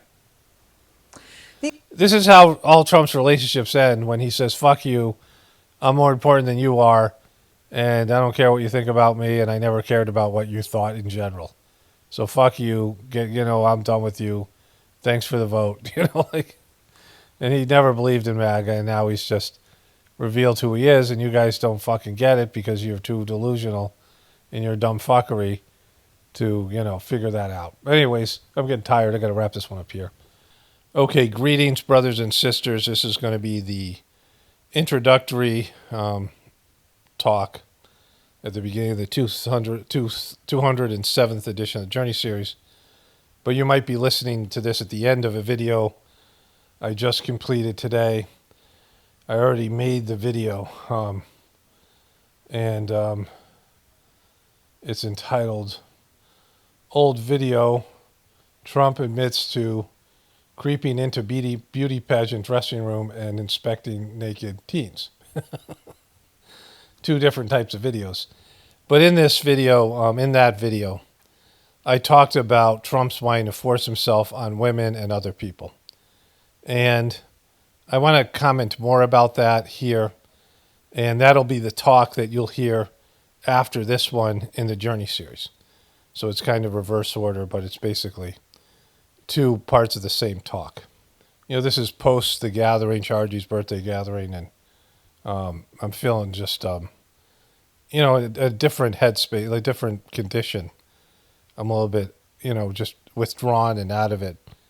Which is, a good sign of a gathering where the material world seems like something you just don't want to have to. It's like having to go back to school or back to work after vacation. You get into a different kind of condition on vacation. You go travel somewhere, and you're still kind of, there, and you're not really ready to go back to work or school or whatever it is, right? And this is an eternal vacation where you dive into your internal depths and experience some sort of blissful condition, and then you have to be dragged back to the material world. And so I want to talk to you about character development, because it's something that really doesn't exist anymore. Maybe some religious circles, but religion has gotten so far away from what it should be. And young people just don't get the idea that you have to work on your character. And, I got it to some extent, but it was more just superficial words, even in my generation, and something that people don't take seriously, right? Becoming something inside where you have good character qualities. A person of character, that's what a person of good character. So I think it was like 2011. Chargy died in 2014. And I heard this talk multiple times. And after Dodgy collapsed, the current master of the Heartfulness cult, this talk, I heard the talk, and it totally, spoke to that. Half of this, it's in two parts. It's called Reverend Chargy Without Character, No Spirituality. And there's part 1 of 2 and part 2 of 2. And that's on the Saj Marg YouTube channel. And in this talk, I listened to the talk, and then I forgot where I bookmarked it, and I wanted to use it because I started making videos about this debacle that was happening in Heartfulness. And one of my viewers sent it to me. I mean, without me requesting, it was kind of a great thing. And Chargy talked about how the people around him, so he had these, like, mostly these guys who they were Indian guys who went to America, and they got really good jobs and careers, and they became millionaires. And they donated money to the mission. It was clearly something that was given to them spiritually. Some of them were really saintly and spiritual, like people that I respected. Kamlesh was one of them. Kamlesh was, he seemed like at least he was spiritually oriented back then. And some of them were just assholes. And Chargy talked about how they're the worst of the worst, and how they chase people away, and they're rude to people, and they behave in the worst possible way. And when he tries to correct them, they just, they don't think it's like sincere, and they just blow him off. And he, felt responsible and guilty for it. He felt like all this kind of way about it. And it spoke to why Dodgy, and because Dodgy's surrounded by these same people, and a lot of them who are really assholes are, a part of it. This whole debacle, the cult that Heartfulness became. So these people were around Chargy and claimed that they loved him, and they were in his, like, what people called his inner circle. And he'd get letters all the time, Chargy, from people who wouldn't come see him because these people would chase him away, and, they wouldn't let him come. They were just, they were just being like dicks, horrible people. And one of these guys was in the inner circle, somebody I knew was a really good preceptor in Abhyasi. And we talked about how bad the Heartfulness YouTube channel. He talked about one guy who was basically blackmailing Dodgy.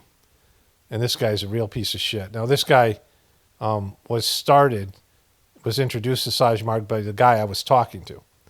And I brought up this talk, and he said he was there when Chargy gave the talk, and he felt like a piece of shit. Like, he felt like, he was looking at himself and thinking about how he was, he was being referenced here.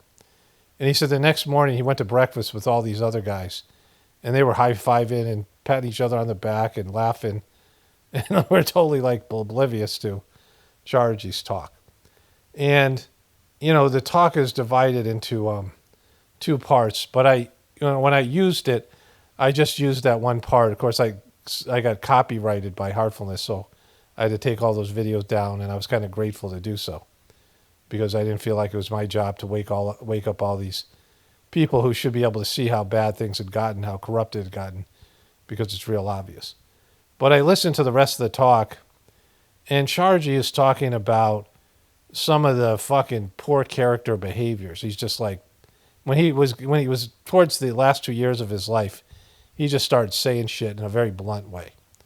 And he said he heard this story about a husband his wife just had a baby, and 2 days after she had a baby, 3 days after she had a baby, he demanded sex from her, right?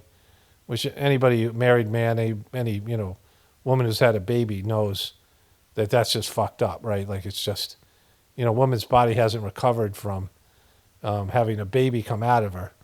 And, the doctor will tell you, or nurses will tell you, that you're not supposed to have sex for like so many, periods of time after that, right? Because her body's recovering. And the Indian culture, the Western media and feminists will always try to tell you how bad other cultures are around the world. They are very hard on the Indian culture in terms of the treatment of women. And it's true that women are mistreated there, but they're also held to a high, there's a duality there. That women, especially women who are in their 40s and 50s, mothers, and they enter into that the old age, they're just revered, and they have a special place in that, that age group. And, other ways women are respected. But one of the ways that they're not is there's this idea that husbands can demand sex from their wives at any time. And it's a wife's duty, and she's failing them, and they could like beat her or whatever, like in the level of whatever it is. And, Charlie G addresses that. He calls this guy a brute and a fucking savage, and, what kind of person, because this guy's an Abhyasi, he's practicing meditation, right? And Charlie just lays into this person. He's not talking to him directly, but, that such a thing would happen, that someone would, the husband would demand it like it's his right to have sexual relations with his wife, like she's just like 3 days after she gave birth, right? And, I was thinking about this when I saw the stuff with Trump. And, this idea of forcing yourself on somebody else, right? So there are some people who like the chase of things, right? Men particularly. They want something to be hard. They want the woman to play hard to get, or they want, a woman who doesn't want to be with them. And they want to badger her into being with them, right? They like, they like it when it's not some mutual attraction. And they're aroused sexually in other ways by those kind of interactions. And Trump is a good example of a person like this. Today's Sunday, July 27th. This is in the middle of the period where Trump is finally being tied to Jeffrey Epstein. But there are people who like to force themselves on other people.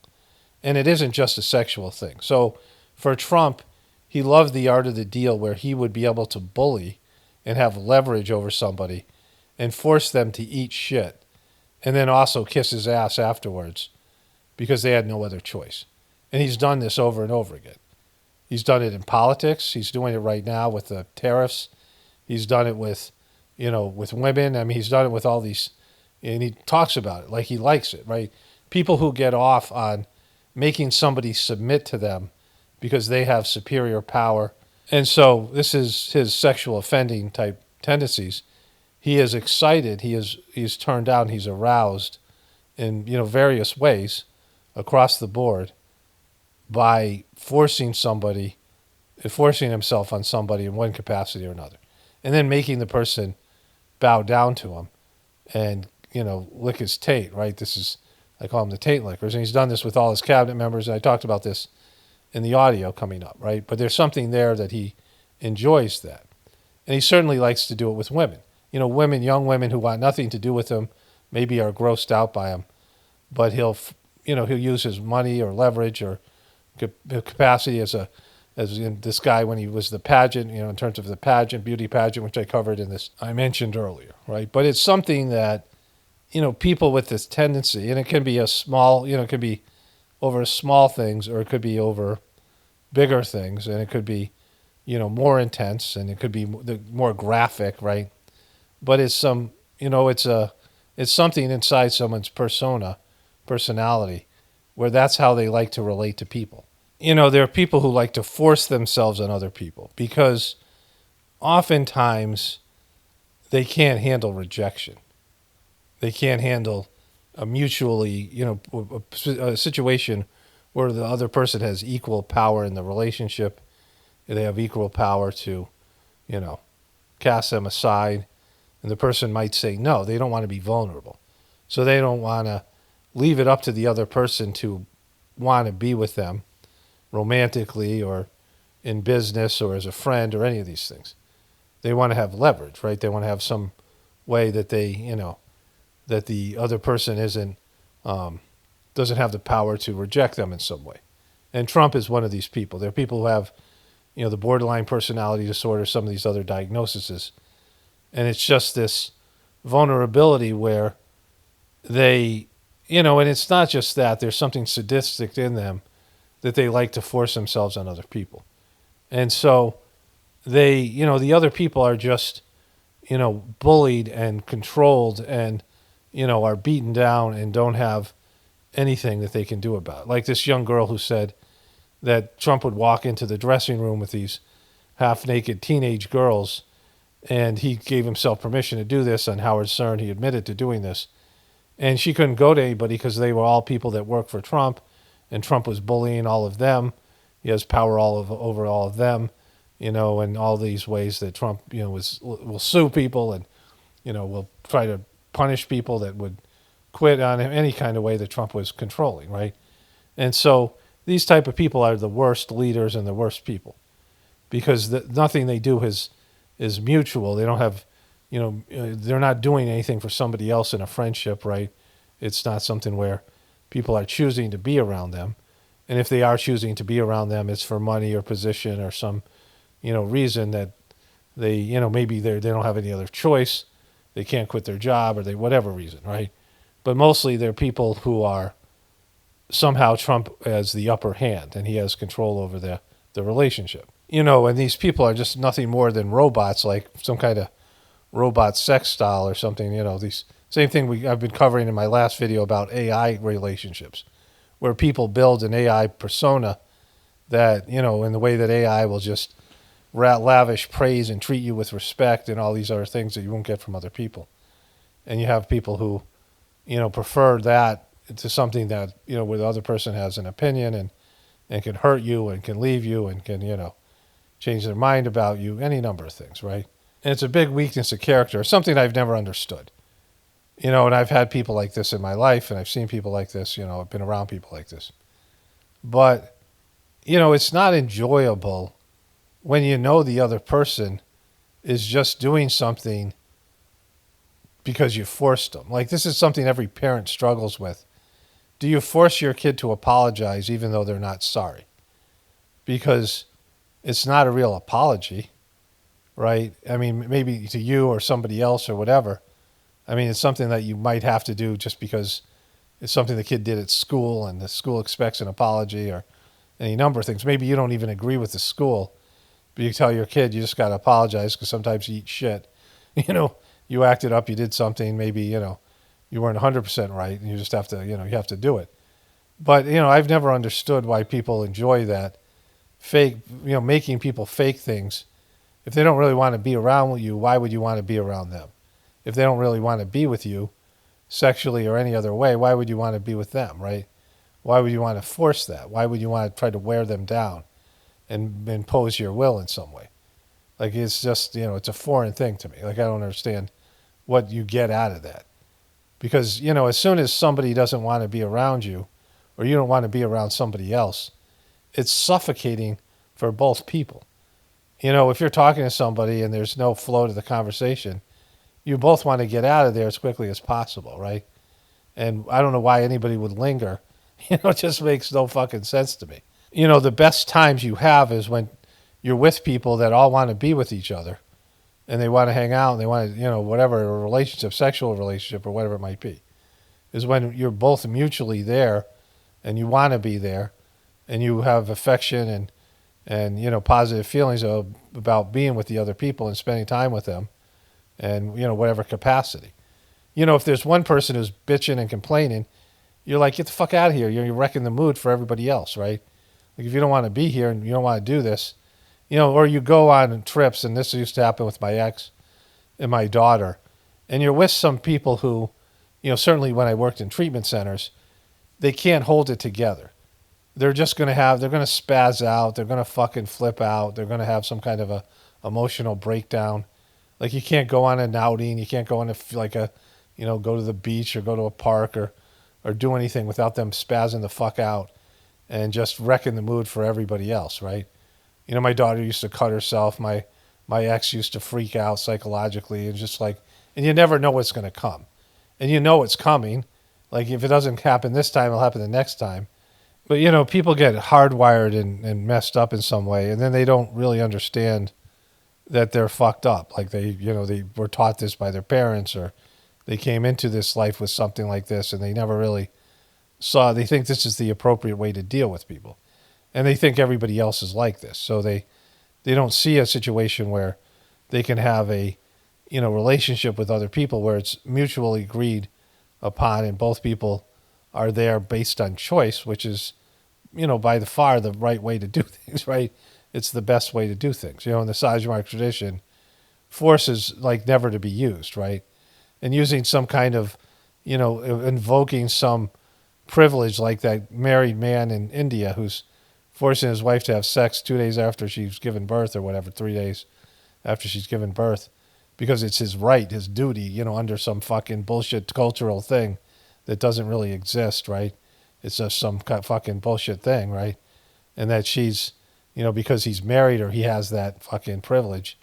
You know, that's always the worst stuff. When people think that they're entitled to shit because of some, you know, social construct that doesn't fucking, you know, really is just a made up thing. So, you know, like I said, I really never understood this when I was younger. And then as I've gotten older, it's just more and more that way, right? When people say, I'm unsubscribing because you said something I don't like, I'm like, get the fuck out of here, right?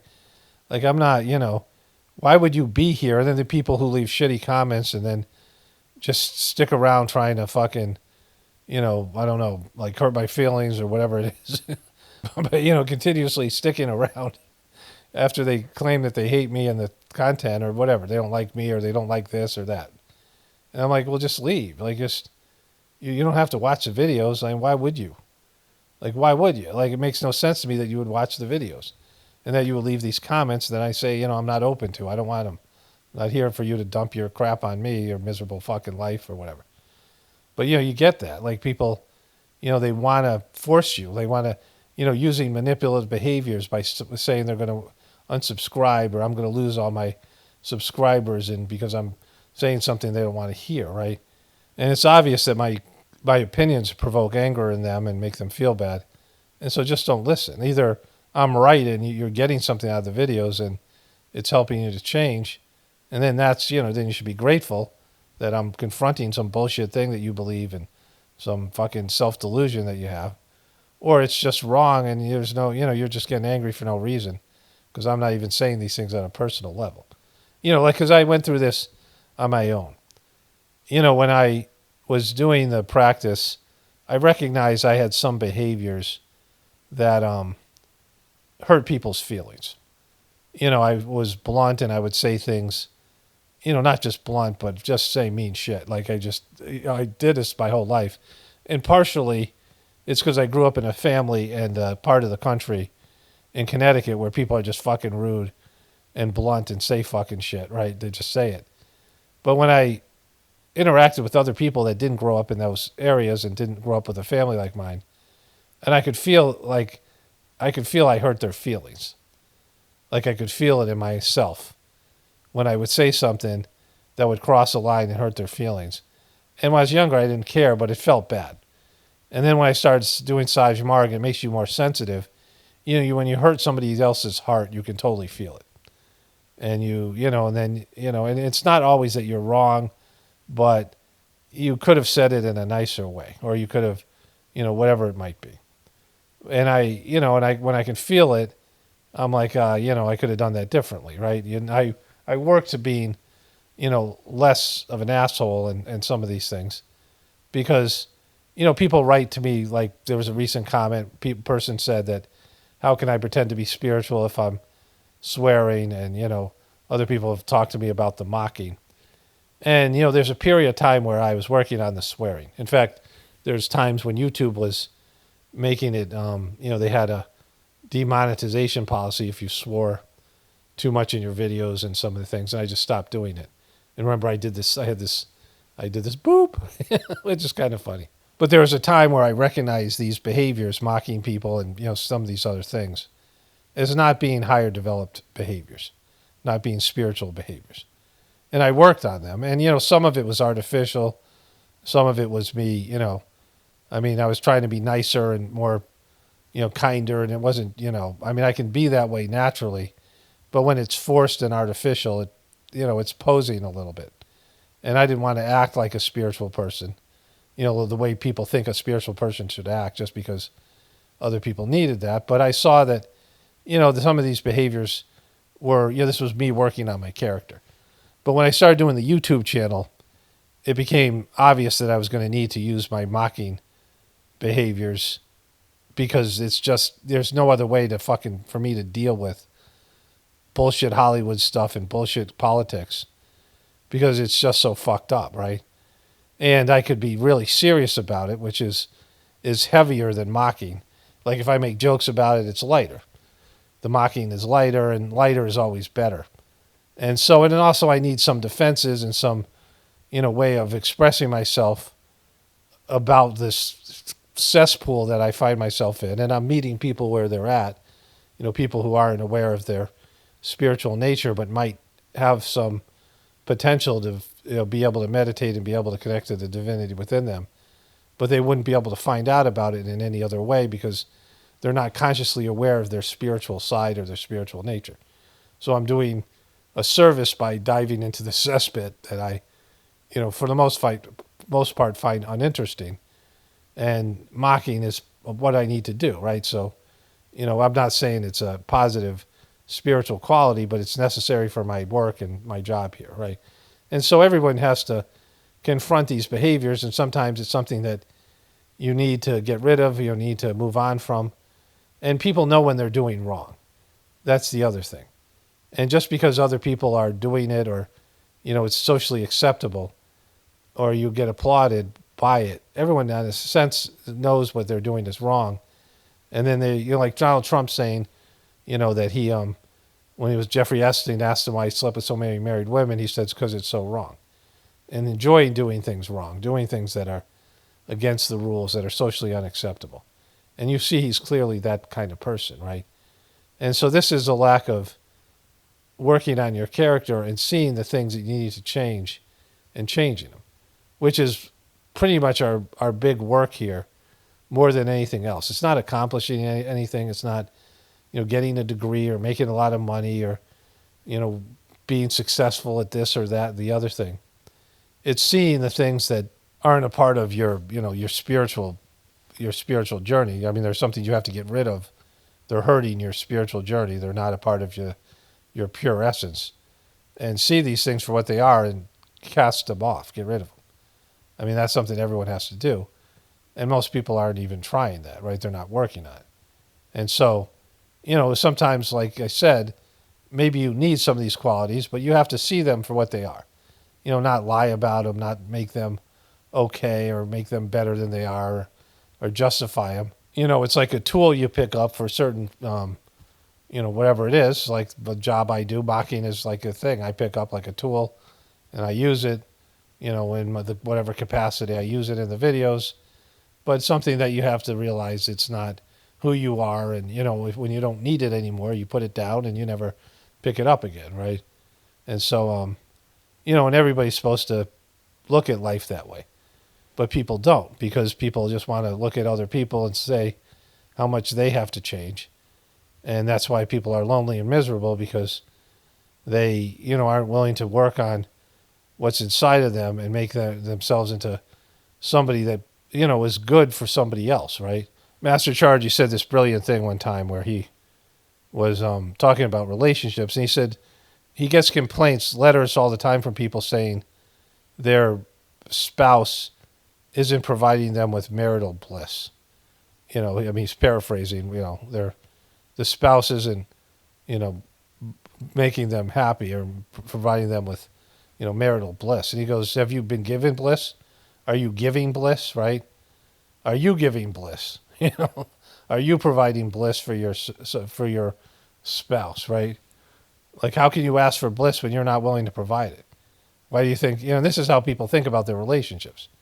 They think the other person is supposed to, make them happy and love them in an unconditional way, and they're not willing to do the same thing. There's such a taking mentality in the modern day psyche and culture. But, if you want bliss, then you have to give bliss, right? You should give bliss, and then you can complain when the other person isn't returning it. But if you're not willing to give bliss to them, why should they do it for you? Anyways, let me wrap this one up here.